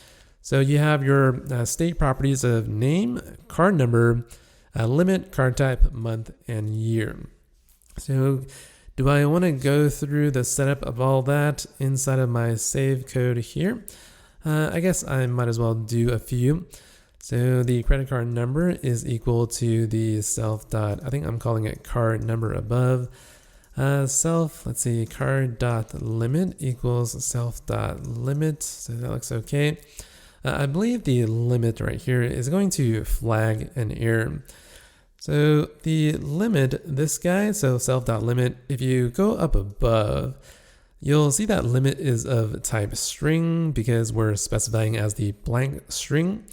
And however, the card.limit, this guy is actually a integer. I'll show you again by going into our core data model. And going into card right here, you'll see limit is in 32. The month and the year are also integers. So the way to fix this problem is to go back, and you can't really assign a string to the integer value. And the way to fix this is to use the int of 32, wrap the limit, and then if the optional that comes out of this right here is nil, I believe you can just default it to a value of 0. Okay, looks like the Xcode compiler error is now gone, and you can now move on to maybe the expiration month like that. This guy is going to have the same problem. It's expecting an integer of 16, and I'll say self.month like that. And let's see, that should be okay. Hopefully that's fine. Card.xYear equals int 16, and then finally self.year. Okay, this guy doesn't seem like it requires you to pass in this value here because month and year, these guys are actually integers, right? So let's just type that out. You'll see year is actually an integer, and int 16 converting an integer, it doesn't result in an optional, so you don't really need to nil coalesce it down to anything. Okay, so with all these properties here, the final code that I want to execute is to save my view context. So again, the save is going to commit all of these changes here to the database, and it will potentially throw an error, which you want to catch below using the do catch. And finally, I will paste that here, and we'll say print failed to, let's use the word persist new card. And right here, I'll just print out the error as well. Okay, so this is looking mighty fine in my opinion. I'm going to run my code in the Xcode preview, and I think I should be ready to go here. So one thing I also noticed is that Let me wait for this to re-render itself. I think it should be fine. One thing I noticed is that I want to start off with the main view right here instead. So I'm just going to use the main view. It looks like this spinner guy is going to take a while. And let's see, iPhone Pro Max, and things are looking ready to go. Now what I'll do is I'm going to hit the add card, right? I'm going to say first card ever persisted like that. And you can say 1, 2, 3, 5, 5, 5. These values don't matter so much. I'm now going to hit the save. Okay, so as you can see, hitting the save didn't dismiss this modal. And the reason for that is because we're not actually calling the cancel action of presentation mode dismiss. So after all of this stuff is done correctly, you can just use the dismiss like so. Now I'm going to wait for this to load one more time. Hopefully it'll come up. And now things should appear correctly. So I'm going to go ahead and save my card one more time like this and try to see what happens. And I noticed that this view right here is showing blank.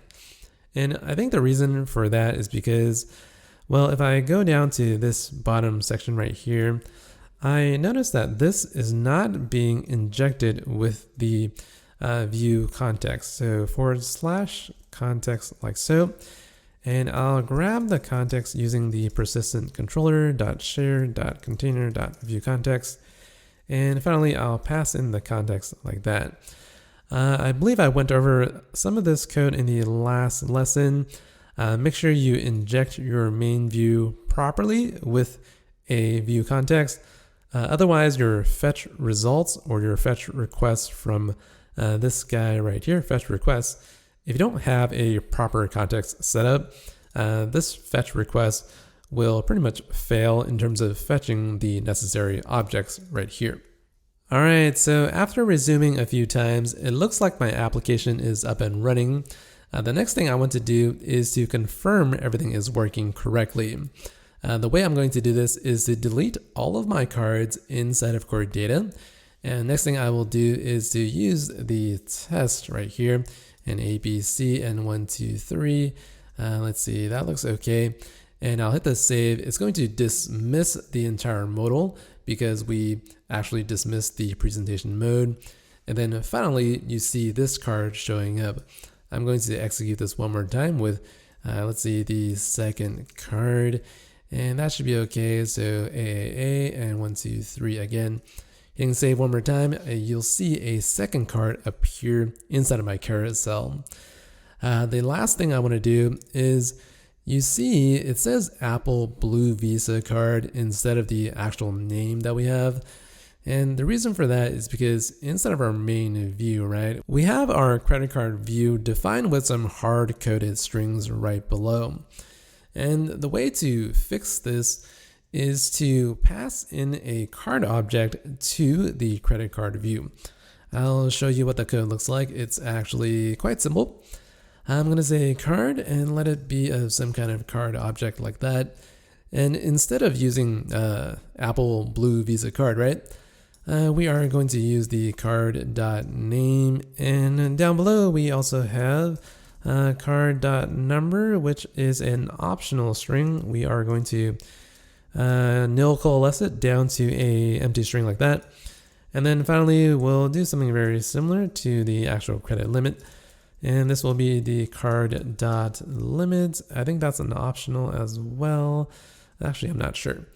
So I think integers are not optional, only strings are optional. So that's good to know. And lastly, because we've specified a card as a dependency right here, last thing I'll do is I'm going to go back up to where I used my credit card, hit the fix here, and I can actually pass in the card that I'm iterating through inside of my for each loop. Okay, that should be fine. I'm going to resume one last time here, and you'll see the actual name of my card is appearing for test, ABC, and the limit right here. If I swipe over, I have my credit card like so. That looks pretty good. Let me just confirm that Confirmation of last card. I'll hit the save here. Things should be okay. It looks like my card is now appearing in the very first slot. So this is okay. And in terms of saving our credit card now, all of my properties should be set up somewhat correctly. I'm going to go back to my add card form here. A couple of properties that I'm missing, that I know I'm missing, is the timestamp, which I'll set it to the date right here. This way the cards are ordered in a more predictable order. And lastly, do we want to talk about the color of our card, right? So again, when I'm saving a card inside of the somewhat more complete version of the app here, I can save like different colors such as red and purple. The way I'm doing that is to actually save the color as some kind of binary data. And let me walk you guys through how to do that. So what I mean is I want to save the color equal to some kind of binary data. And I can't really do that just yet. Let me first set up the color property on this card entity. Card is here, and yet again, we'll add an attribute. So color, it would be nice if inside of this list they provided some kind of color type, but we don't have that. So the next best thing is to use something called binary data. So I'm going to use binary data, and now I'll go back to this here. So remember, whenever I hit the resume and when this is up and running, Xcode takes a few tries to get things going. Whenever I hit the add card, right, this color little bubble right here, that's actually being saved into this property. So this is the private color is being passed inside of the color picker here. So the way I'm going to actually convert this color, which is of type color, is to use a quick extension. So let me just copy some code over from another project that I have, and I'll copy this extension into my project. I'll provide this down below as well. So basically, this extension allows me to convert some kind of UI color object to some kind of data using this encode method. Okay, so again, just allows me to create some kind of data object from a UI color using encode. And then this method right here allows me to take the data, and then provide ourselves with some kind of color. So it might sound a little bit tricky, but it's just basically saving data into core data and then getting that data out and then converting it to a color like a red or purple. So that being said, I'm going to go on and save my actual color here. So again, I want to save the actual color equal to some kind of binary data. And the way this is going to work is I'm going to create a UI color object using some kind of color. And this is just the color that we've bounded to the color picker. And then this you can call encode, and you'll see it provides us with the data. And again, this is just the method that we pasted below right over here. And once I do that, this is going to look pretty good. And then now I'm pretty much ready to save this data into my database. And why don't I just show you what that looks like? It's not going to make any changes, but I guess I'll just save a red credit card just to make sure I have a card. And let's just click on that. I will click on the red color, something like this here. That's a reddish orange.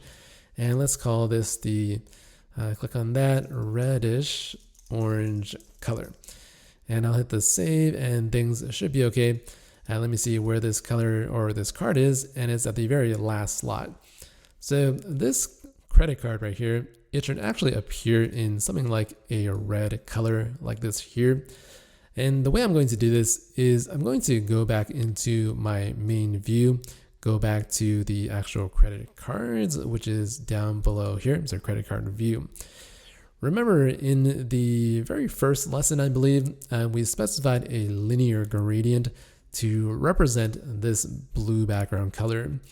And instead of using this color of blue, which is it's kind of what we call a hard-coded color, right? I want to use some kind of other color instead. So this can be a little bit tricky. Background objects, or the background modifier, requires you to pass in some kind of view. So just to be safe, I'm going to use a view stack in here, or a V stack rather, and I'll paste that code in here, maybe hit Control I. So, okay, it looks like the syntax completion, or the syntax fixer, is a little bit off with the left brace right here, but it should be fine. If I rerun this code and wait for the simulator, the code or the cards should still render out blue. The next thing I'll do here is I want to actually create my color from my card that I'm passing in there. And this is actually pretty simple. I'm just going to say if let the color data, so that's the binary data that I'm saving on the card as the color. So this is the color and it is of type data. I'm using if let optional binding to get the non-optional value out of it. So that's just how things work. And then next I can say the UI color equals UI color, and just say color right here. And this is the extension method that I pasted before. It's going to take in some kind of data. So I'll pass in the data right here.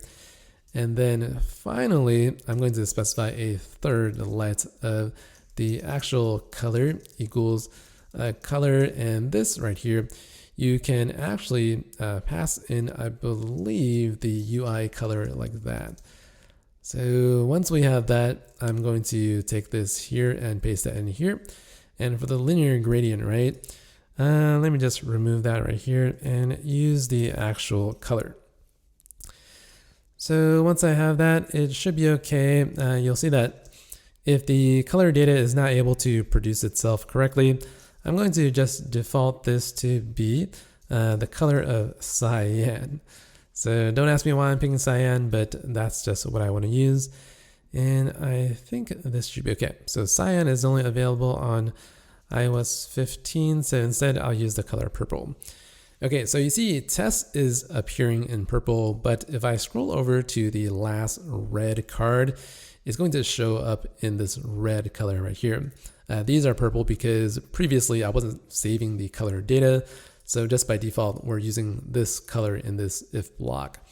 So if I were to delete all these cards again, and we'll add maybe a green card, so a green card is right here. This will be called the green card. So green card, mighty spender. And let's say 444, 444. And this is a 5555. And I'll hit the save right here. So now you'll see my card appearing in the green because obviously the color is being saved correctly instead of core data. And I'm able to reproduce it using this code there. For the gradient, if you want a gradient, you might want to use this code there. And now you'll get this gradient. So it's up to you if you don't want your gradient. If you like this solid color more, which I'm starting to like a little more, you can use either one. It really depends on you. Okay, so that's going to be it for today's video. We went over how to actually save all of the properties inside of here. If you want to save the type and then, represent the actual Visa card, you can do that as well. Maybe you want to save the MasterCard.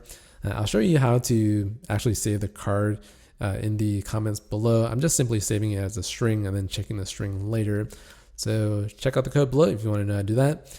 And I'll see you guys in the next video. I think I'll go over how to actually delete these cards inside of the system. In other words, I have this button right here. It actually presents something called an action sheet, and it allows me to, present some options and maybe delete my card if I wanted to do so. All right, so that's going to be it. I'll see you guys in the next lesson. Bye. Hey, hello. What's up, everyone? Welcome back for another lesson in the SwiftUI Core Data course today. I certainly hope you're doing well out there, and I'm glad to have you back for yet another video. Now, in the very last lesson, I showed you guys how to create credit card objects inside of Core Data, right? Let me show you how that works one more time by clicking onto Add Card. You can say New Card here and pick whatever color you want.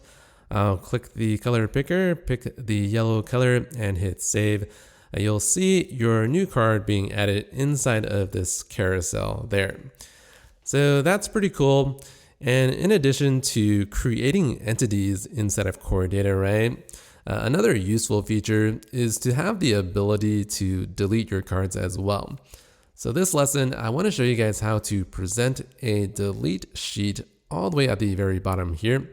The moment that I click on delete card, you'll see the card disappears, and now we're prompted with a message.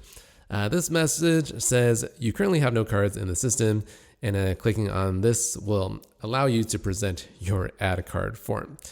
Okay, so I'll show you guys how to do this right now. Let me just say sample card, pick a card. Let's see, what's a good color? We'll use that there. And then we'll say 1, 2, 3, 4 and hit save. So here's a blue card. And again, I want to click on the top right options. This is called an ellipses. And I'll show you how to render out this right now. So how do I want to start in today's video? Well, I'm going to go back to our main view and head back into our credit card view, which is right here. And the next thing I'm going to do is I'm going to go up to the card name, which is currently example card, right? What I'll do is I'm going to stack things horizontally. In other words, I will use an H stack and I will kind of move this code up into the H stack. For Xcode, you can hit Option, Command, and left bracket, and that'll just move things up a line. If you use right bracket, it goes down a line. So that's a very useful shortcut that I find myself using a lot, and hopefully you find it useful as well. All right, so next is the spacer, and let's say text right here, and we'll add an ellipses text on the right side. So you'll see the ellipses on the right here. And the way to generate 3 dots is to maybe use ... and that looks kind of okay, but there's a much better way of doing this. And the way to actually implement it is to use a button first and use the action and label. So enter, and for this right here, you can use an image with the system name of ellipses. Hopefully I spelled that out correctly. And now I will remove the, remove the code right here. And the preview will fire up one more time. With the image system name of ellipses here, the 3 dots look just a little better compared to 3 periods. So this is what I like to use instead. I'm going to give it the font of system size. Let's use the size of 20 and the weight of bold. Okay, so having written that out, I think this should look a little better. Let's bump that up to 24. You can see the size of these 3 dots are going to increase. All right, so 28, make it much more prominent, and here you see it here. You can click on that, and you'll see it has a down state when you click on it. Next thing to do is to actually provide your application with something called an action sheet. This guy right here is an action sheet, and the way to kind of show this, it's very similar to these modals here. Let me show you the code. It's actually quite simple. So down here right below the button, you can say .action sheet right here. And you get 2 constructors or initializers on this modifier. I'm just going to use the isPresented binding boolean with the content below. And for the isPresented, this is a binding, which means that you're going to have to provide it with some kind of state variable. I'm going to use the state private var, and let's say should show action sheet and set this guy equal to false. Now that I have the should show action sheet, I can just pump in the binding using the $sign.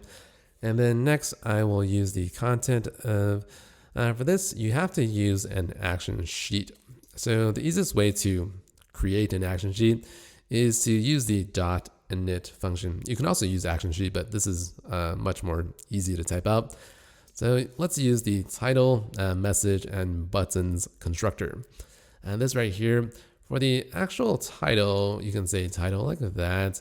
I think you have to wrap this in a text component. So let's use that here. For the message, we'll say message. I think this also needs to be a text component. So let's just use this for now.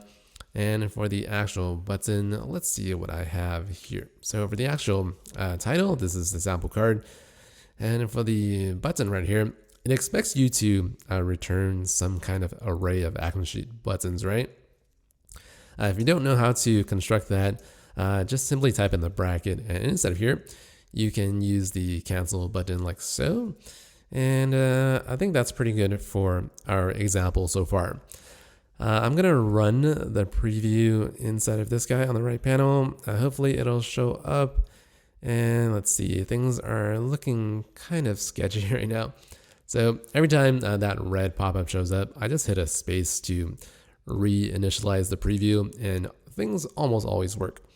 So this looks pretty good. I'll click on the right button right here, and you see I'm expecting my sheet to show up, but things aren't working just yet. I will make sure that the actual ellipses button toggles my Boolean. Once I have that, I'll click on that, and you'll see the title, the message, and the cancel button. So, again, this is pretty easy to type out inside of SwiftUI. Having to do this in UIKit requires quite a bit of code, and we're lucky that the syntax here is very concise and simple. All right, moving on, what do we want to do? Well, for the actual title and the message, I would like to use the name of the card instead. This way, I know which card I'm deleting. So let's say, for example, I have all these cards here, right? I want to know which card I'm deleting. So the way I'm going to do that is to just go over here and use the title of the actual card dot name, and I'll just nil coalesce it to empty string. Remember, the card is actually being passed in as this dependency there. Once I do that, you'll see the actual title of the action sheet below. It says example card, and you can use the message of options or whatever you want. It should be fine. You'll see options below. The next little bit of detail we want to move on to here is, let's say we want to create the delete card action button. This is very simple. You just want to go inside of your array here and just say dot and destructive with the, I'll use this one with the action here. For the specific label, you have to generate something like a delete card. That is pretty simple. And for the action, you can hit enter and type out your code here. But instead of doing that, I like to provide a separate function for the action instead. It just keeps my code a tad cleaner. And what I mean is I want to create a private function, and handle delete is my function. And I'll just pass in the name of this function as my action. You see the actual action right here, the signature.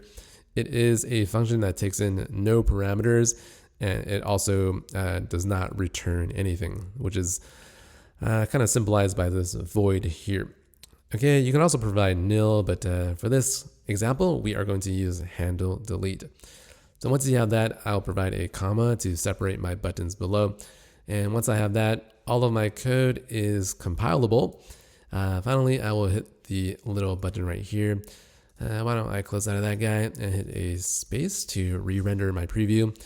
And things are up. I will hit the button right here. And now you'll see the delete card. For the actual deletion, right, you can hit the delete and it'll execute whatever action you pass in through this parameter there. Let's see, moving on here, why don't we actually talk about, deleting our card inside of Core Data. The way to do this is very simple to the code we've seen before, and I will try to delete using the view context. I'm trying to think to myself what exactly I want to type here. So let view context equals persistent controller, shared container, and view context. And then finally, we want to say something like view context, and I'm just guessing at the method calls that are available, and view context.delete is available here.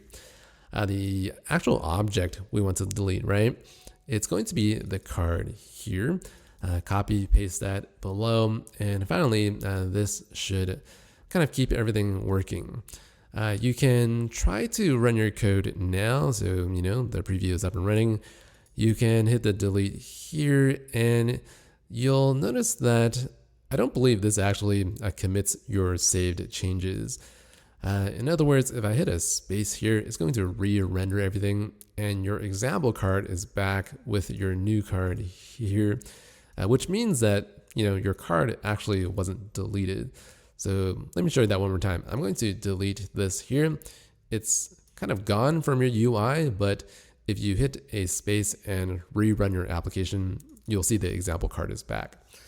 Again, I mentioned this in the other video. For your view context, right? You really want to hit the save so that you commit your changes to core data. So you want to be able to do that, but this guy, you have to wrap it in some kind of do catch, just because there is a potential error that is thrown. So I will do that there, and this guy requires a try. And I'll probably mention error handling in a later video, but to keep things simple for now, I'm just going to leave that up to you. So moving on, we are finally ready to delete our card from core data. And let's see that in action. I will hit the delete right here. And if I hit a space and things render out here, you'll see that my application in the preview, it no longer contains that red card. Finally, if I execute the delete one more time, you'll see that the entire card disappears and I no longer have anything inside of my application. Okay, that took a little bit of time, but hopefully you guys can see how to delete your cards or delete any type of entity from core data. The last thing I would like to do here is, let's say you remove all of your cards from your core data database, right? I would like to present some type of helpful UI to guide the user for what to do if your entire application is new and blank.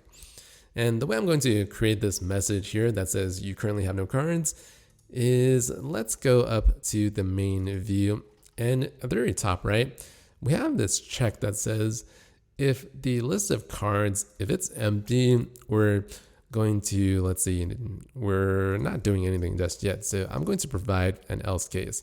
And this is if the list of cards is empty. I am going to just specify a couple of different messages instead of a VStack.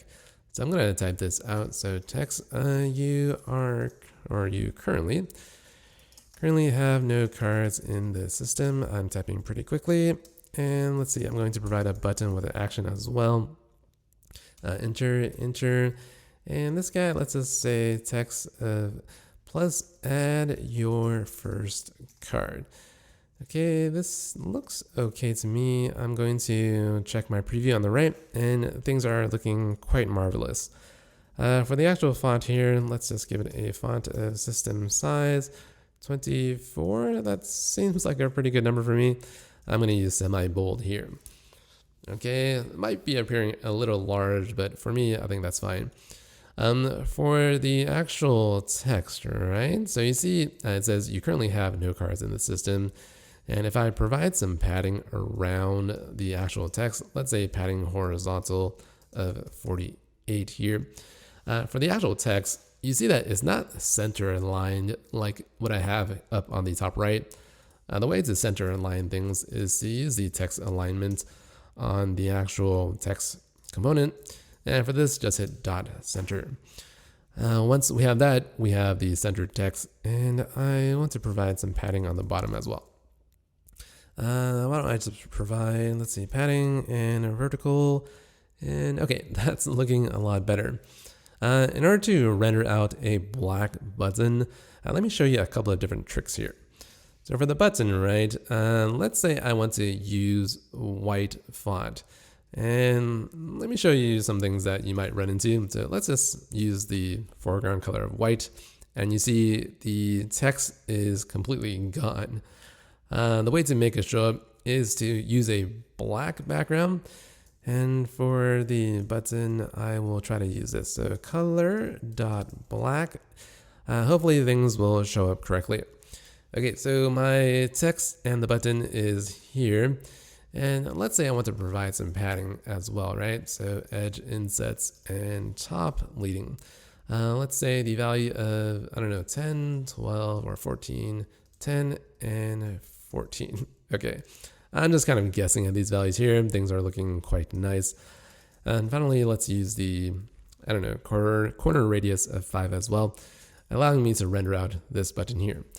Okay, again, this might seem like a good trick to use for your buttons, but let me show you an issue that you'll run into if you render your app inside of a dark mode phone. What I mean is I'm going to try and run this application inside of the Pro Max simulator, which is down here below. And things are building on my new M1 Mac mini machine. Eventually things will launch in the simulator here. So some warnings down below, but you can ignore that. What you can do is you can go inside of the settings and change the scheme of your simulator to dark mode, or you can just simply hit Command, Shift, and A. So that's going to change your simulator using those couple of shortcuts. And here you'll see that your simulator is now rendering out things in this dark mode. So it looks okay, but one problem is that let's say you want to reverse the color of your button, right? You know, I don't really have any type of indication that this is a button below. So let's say I want to render out the background of this button right here as white when I'm in dark mode and black when I'm in light mode. Okay, so that's kind of hard to say, but I'll show you what I mean right now. So right here, I'm going to keep this as light mode. For the background, let's say I change this to the color of white, and I'm going to run the code now. And you know, you'll see that the button appears in white. The text is actually gone because of this white color here. And you know, there's a lot of different ways to fix this, but the way I'm going to actually solve this issue is to use something called the system background and label colors. For the foreground color of my button, right, I'm going to use the color of, let's see, I'm going to use the system background like that. And so system background when you're in light mode is going to be white, and system background for dark mode is going to be black. Again, very hard to say. And lastly, for the actual background here, I'm going to use a different color. You might be able to guess what I'm going to use, but I'm going to use the label as the color. For the label, this is just reverse of the system background, which means that if you're in dark mode, then the label will be black, I believe. And then if you're in kind of light mode, your label will be in white. Maybe it's reverse, but I think you kind of get the picture. So I'm going to go ahead and run my code one more time inside of the simulator. And this preview right here looks good. Using this kind of scheme of system background and label, you'll see that I'm able to support kind of buttons using different types of colors. Okay, you know, there's another trick of accomplishing this task, which is to go inside of your assets and creating some different color sets. But this trick right here seems to work for now. All right, that being said, the last thing to do is for hitting this button, right? Let's say we want to provide this form as well. I'm going to go inside of here, and remember, there's a toggle that we want to execute on this state variable. In other words, we are going to go down here and just hit the toggle like so. You'll see if I hit on that, the form will be toggled to show, and things are magically working exactly the way I want it to. Okay, that's going to be mostly what I want to show you in today's video. Something that you might want to do is to kind of refactor this guy out. And you see you have your main view here. And this is a lot of code, and typically I don't exactly refactor just this tiny bit of code, but I think for kind of for the sake of clarity, it might be easier to see how things work. And let's see, the prompt message is this right here. So let's say empty prompt message. And then finally, I will just declare this as a private var empty prompt message. And this guy maybe use undercase instead or lowercase e. And this guy will be a sum view and just paste that code in there. And then finally, just paste that in here as well. And things look pretty good. You'll see in the latest documentation for Xcode 13 from the Apple Swift team, their latest example code utilizes this type of coding pattern a lot, where they just provide a view builder for some kind of sub view. And so I do recommend using this practice as well, because Apple is certainly coding using this style. All right, using the final empty prompt message, this should show right here if my credit cards are nil or if they are kind of empty. And then finally, if I hit the add card, we can say, let's see, test here, hit the save, and now this appears. I'm going to hit the delete, and now kind of fades out and looks like this there. All right, that's going to be it for today's video. If you guys have any questions or comments, please make sure to leave them down below, and I'll try to answer them as quickly as I can. I'll see you guys in the next lesson. Ciao. Hey, hello. What's up, everybody? Welcome back for yet another exciting lesson in the SwiftUI core data course today. I certainly hope you're doing well out there, and thanks again for joining me here for yet another video. Now, in the very last lesson, I showed you guys how to delete your cards using this action sheet here. Whenever I delete the card, we'll see what happens by deleting, and you'll see your card sort of just magically disappears like so, right? And in addition to deleting your cards inside of your core data app, you might also want to edit your cards as well. I'm going to show you exactly what that looks like over here. I'm going to tap on that, and you'll see right here, I have the ability to edit my card. Once I hit the edit, you'll see we're presented again with our kind of our add card form modal here. At the very top, we have brand new cyan, which is pretty much the name of the card here. So you'll see brand new cyan. And if I hit the edit, all of this information will be brought into my edit card form. So the number, the limit, and all of that good stuff is presented here, already pre-filled in my form. If I go ahead and add, let's see, 1, 2, 3, 4, and if I make some changes here, you'll see if I hit the save, the actual card will change. Now I'm going to go down to the bottom and select a bluish color using maybe this color here. Click on that, we get the blue there. And why don't we change the name of this guy to brand new blue 1, 2, 3, 4. Upon hitting the save here, you'll see the title changes as well as all of the other information down below. So I want to show you guys exactly how to do that in today's video, because whenever you're creating a CRUD style application, you're almost always going to have to delete and update your objects at the same time. So let's kind of walk through how we do this exactly in our application here. So moving on to the actual files in my project, the actual code that I want to dive into is the credit card view. Now, the reason why I'm here is because I want to add some additional buttons to my action sheet. So right here, I'm just going to add a random card. I'm going to hit the save. It'll show up as blue here. I want to add this extra edit button at the very bottom. The delete card is right here, and maybe I'll close out of that guy. What I'll do is inside of this array here, I will provide an additional button with the dot, and this is the default button with a text label. Let's make sure we spell this out correctly. And for the actual action, we want to do something such as showing a different form. This form will actually be this right here. It's the add card form. So how exactly do I do that, right? Well, for the action of your edit button, I am going to make a toggle on a state variable. Let's see, so over here, you'll see what I mean in just one moment.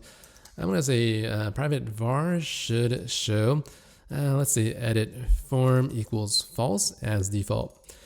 Down below, I will go ahead and hit enter there, and I will just say should show edit form and toggle this guy.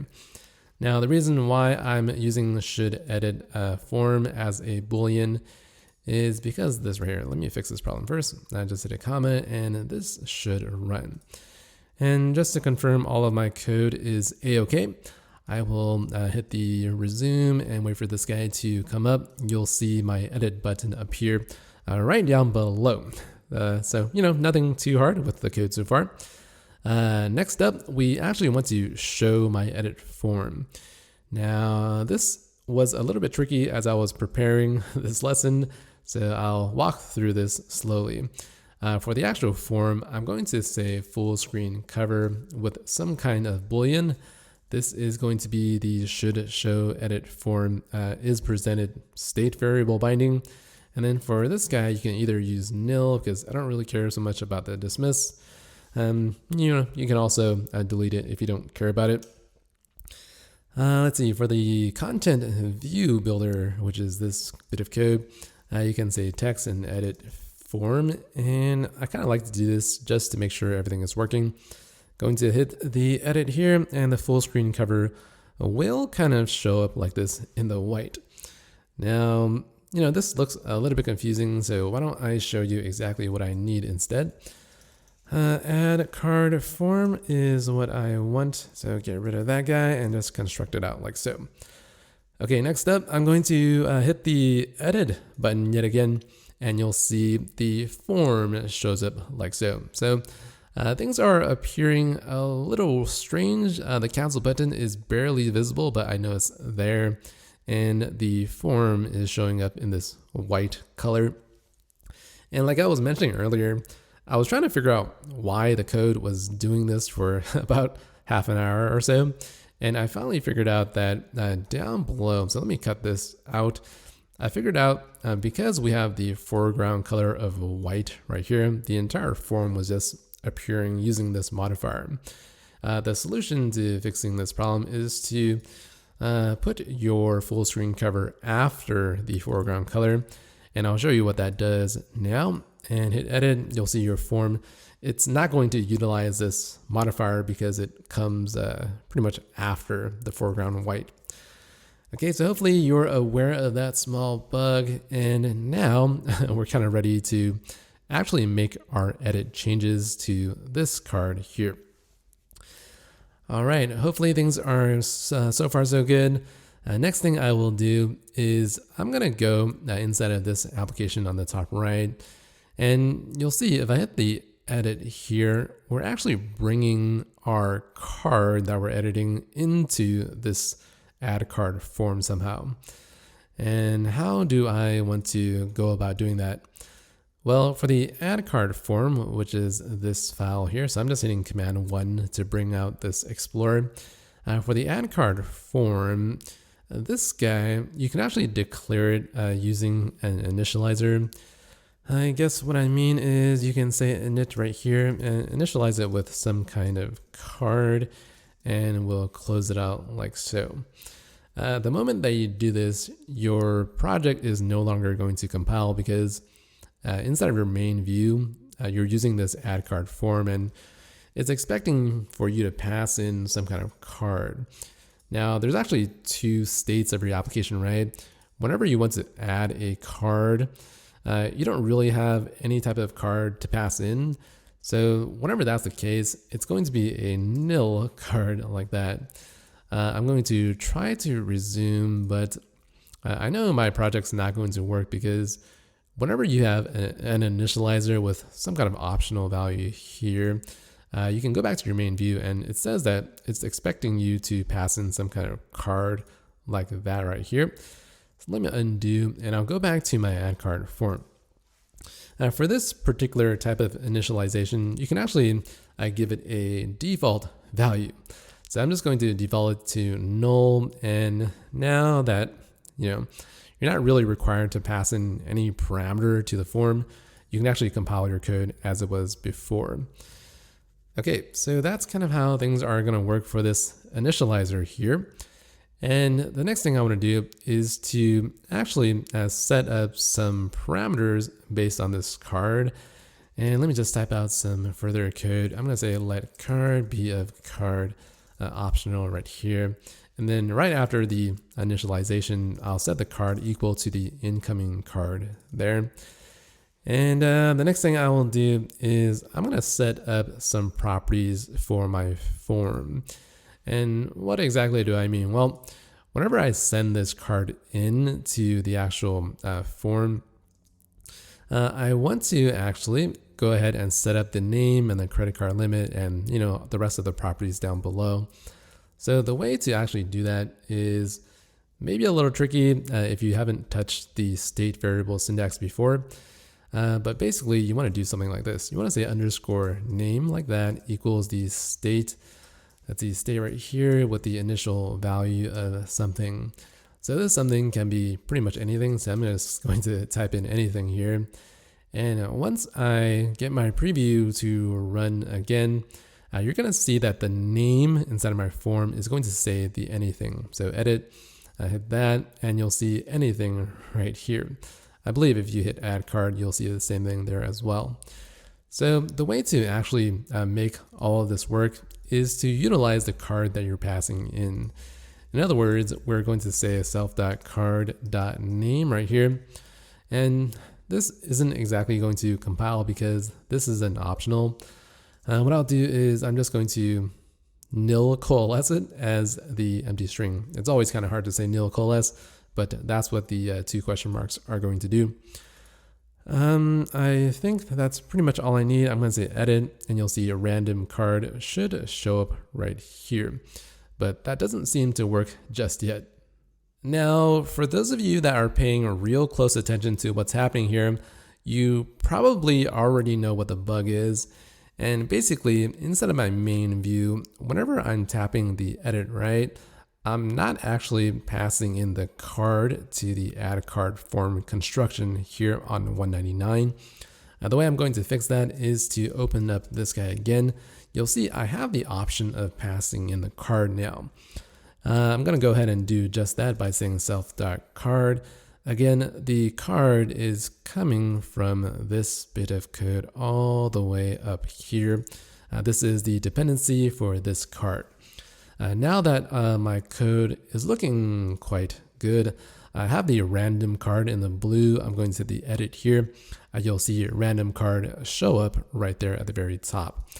And then just to confirm things are working, I'll hit add card and you'll see this is empty because inside of the add card form, which is right over here somewhere, so in the trailing button, the add card button, you'll see that whenever I'm trying to add a card, I'm actually not passing in the actual card. So I'll try to say this right, add card form, and that's right here. I'll go over here, here, and here, and here, and here. Okay, so I found the actual position for when I'm calling the add card form without a card, and this is whenever I'm pressing this button here. Okay, so I just wanted to make sure that you guys are aware of having the option to pass a card or not pass a card. It'll actually kind of modify what the form looks like in the very beginning. The next thing I'll do is, in addition to the name field, I also want to fill in the credit card number, the limit, the type, the month, the year, and also the color. And let's go through this one step at a time. I'm going to go back to add card form.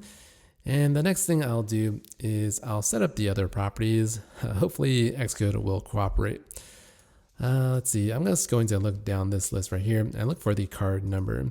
And you have to use this underscore to access the underlying state variable. So if you're curious as to why we're using underscore, that's the reason why.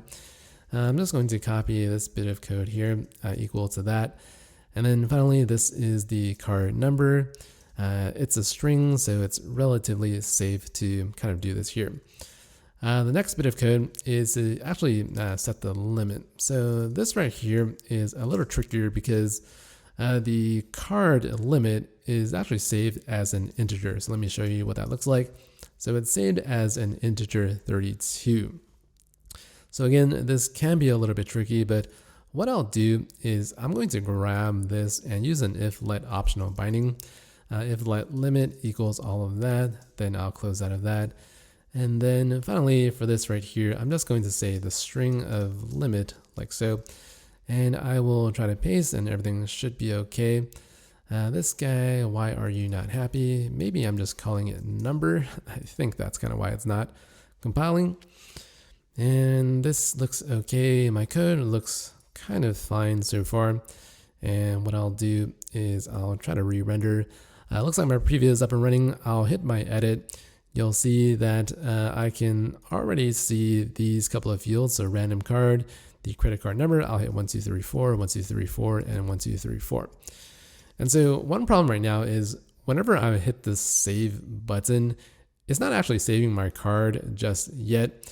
So if I hit the save, you'll see it actually creates a brand new card with these fields here. And if I hit the delete card, it'll delete that and bring me back to my card without the number. And so I want to actually fix this problem where if I hit the edit right here, right, I actually want to save this card and persist that information inside of this area. And the way I'm going to do that is I'm going to head into the actual save button. So let's see, I'm going to go down below and the save button is right here. And the actual action that we're performing is this code there. So you see, whenever I'm saving, right, I'm actually creating a brand new card using my view context. Instead of doing that, the code that you really want to do or really want to use is actually card equals self.card right here. So we're actually accessing the card that we're passing into the form. However, you see card is optional, right? So there's a possible chance that it's nil. For example, when we're creating a new card, the card is actually nil. So to fix this issue, I'm going to check if this is not equal to nil. So I'm going to use ternary operation. I'm going to use self.card and actually unwrap it using the bang. So that's force unwrap. It's usually not recommended to use force unwrap, but because I'm specifically checking for nil, I know it's not nil, so I'm unwrapping it. This code is relatively safe. And then the next bit of code is I'll actually use this here. And let me just paste that here. If you're not familiar with what ternary operator is doing, basically, if the card is not nil, we're going to use the card. Otherwise, we just create a brand new one. And then finally, I'll comment out of that code, and the rest of this is going to stay the same. Once I have this, I believe everything should work. So if you see a random card and has no card number, right?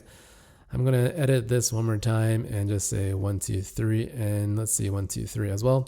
Hit the save, and you see there's no new card that's being added, but the actual UI doesn't really change just yet. So I'll hit the spacebar right here one more time for the UI to update itself. And whenever it's back, you should see the proper changes in the UI. So this guy is going to spin for a while. And once it's done, random card 1, 2, 3 is now showing up because I've saved the actual updates inside of this bit of code here. For example, I saved the new name and also the card number on line 92. So you'll see 1, 2, 3 right here. All right, so that's kind of what's happening now. I'm able to persist my changes inside of core data properly. And let me figure out how to kind of initialize the rest of these values inside of my initializer. And so for example, I want to initialize the type here as well for Visa or MasterCard. Let me show you how that works right now. I'm just going to say this right here. So let's just save this. And I think I have this variable called card type. I'll just say underscore card type like that. And this, I think I have a property called the type representing the card type for my card. Lastly, if I want to modify the expiration month and year, this is going to look like this. Let's say the month is that equals state and initial value And then I believe I can simply use self.card.expiration month like that. This guy right here, it's going to require you to default it to some value. And because the month, the very first month of the year is January, I'm just going to use 1 right here. So I'm going to wrap that in the integer like so, because this is an integer. And then finally, I can do something very similar to, let's see, the month is right here. I'll change the year to match something that looks like this. Okay, I think I might want to use the current year. I think that might be fine. So I'll try to rerun this, and looks like this is going to, let's see, this is expiration year like that. And hopefully this is going to work. I might need to wrap this in an int 16. And then finally, after various trial and error with this code, everything should be working correctly. The last thing I might want to do, let's say here, edit like that. And let's change this to something like 6 in 2026. I'll hit the save right here. And if I hit the space one more time to force a re-render, I believe the expiration and the year should change. So fingers crossed, and things should work. So we have 7 and 26. The actual month isn't correct just yet. I'll fix that later. The last thing I want to actually persist as well on the update is the actual color. So let's say I want to edit, and if I want to change the color for this entire page right here, right? So for the actual card, I have the blue color. I actually have to initialize it here as well. And in this guy, let's kind of see what the code should look like. So the state variable that I have for the form is this color, which equals color.blue. And this, let me just type out the code. I'm going to say let the color data equals, let's see, self.card dot, let's see, the color right here is data optional, which is that. And I'm going to say let UI color equals UI color dot color from the actual data that I have, just like what I've typed before. And then I can say this. So let's see equals color. Nope, that's not what I want. I want the capitalized color. And I'll just pass in the UI color like that. I think that should be fine. And then finally, I can say underscore color. Again, underscore color refers to the state variable there. Equals the state of initial value. And this is the color from above using the actual C here. Okay, a lot of code, but once I have that, you'll see that whenever I pop up my edit form, right, I have the correct values set up for this guy. So if I click on that, hit the edit, I can change this to the blue, grab something like this orange color, that'll save over here. And let me see, so this looks like the red is showing up, and I'll hit the edit. You'll see this is this reddish color, the green, and hit the save right here. Things should be working correctly. You'll see the actual card will change its color whenever I hit on this button here. And now let's kind of talk about why this isn't updating inside of core data. Well, I guess in other words, this UI right here is not really aware of the save changes. Let me show you what the save changes are doing below. So you see the save button right here, right? We're saving all of these changes inside of view context and core data. And you would expect the UI to automatically refresh itself based on changes inside of core data. But from what I've noticed and from what I've been able to search online, using a fetch request here and having SwiftUI automatically fetch your cards, this process doesn't exactly know about changes that are being introduced inside of your core data entities. And I guess more specifically, whenever you run an update on your cards or other entity objects, it's not able to re-render itself automatically, which is really strange and kind of unfortunate. But one small workaround that I was able to find earlier is to simply introduce a state variable onto your credit card view here. So hopefully this works, and I'll try to demonstrate exactly what I mean. I'll call this the var refresh ID equals UID. I think you can make this anything you want, but I'm just going to set it equal to some kind of random string generated by UUID for now. And now you'll see whenever I try to edit my changes here, I'm going to call this my final edit with refresh, and I'll change the color as well.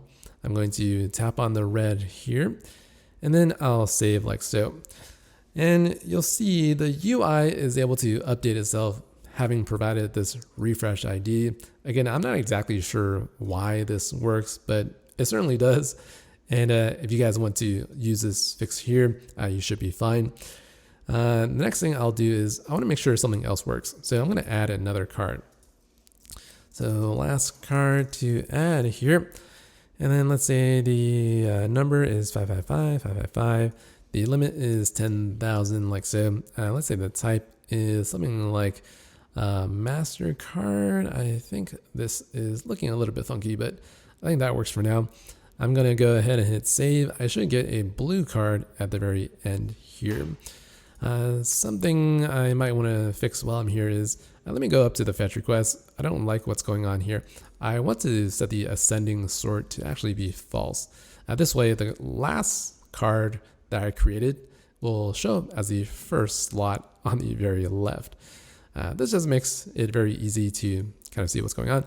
All right, so now that I have my last card here in the blue, I'm going to go ahead and edit this card just to make sure this is working correctly. I'm going to hit the edit and let's remove this. So working correctly, and I'll hit the save with another color. Let's create this green color here. I'm going to hit the save, and now you'll see the actual changes are being persisted correctly. I have the green color working correctly right here, and you'll see the last card in the blue is showing up there. Okay, again, this might sound a little bit confusing, but basically, whenever you want to edit something, right? Present your action sheet.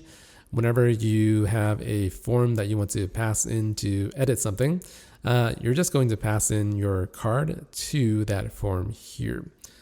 Lastly, you'll notice that this still says add credit card at the very top title. If you want to modify that to actually say the card's name, this is going to help your users. So it says add credit card here. I'm just going to say if the self.card not equal to nil, I'm going to say self.card dot, let's see, this is not correct. So ternary self.card.name. So name is that. And I believe this is a optional, so I'll do that. And I'll coalesce it to the empty string, otherwise all that on the right side. Okay, this might look a little bit funky, but it should work. Let's wait for the preview, and things are looking okay. Whenever I hit the edit button on this right here, you'll see that the title for the actual card that I'm trying to edit, hit the edit right here, you'll see it appear at the very top navigation bar. So it looks pretty good. You'll see that add card right here. We'll say add a credit card because we're using the nil coalesce and the ternary operator like so on navigation title. Alrighty, everybody, that's going to be it for today's lesson. Hopefully you weren't too lost with everything that we went over in today's video. Again, if you guys have any questions or comments, make sure to leave them down below. I'll try my best to answer them as quickly as possible. That's going to be it for today. I'll see you guys in the next lesson. Ciao.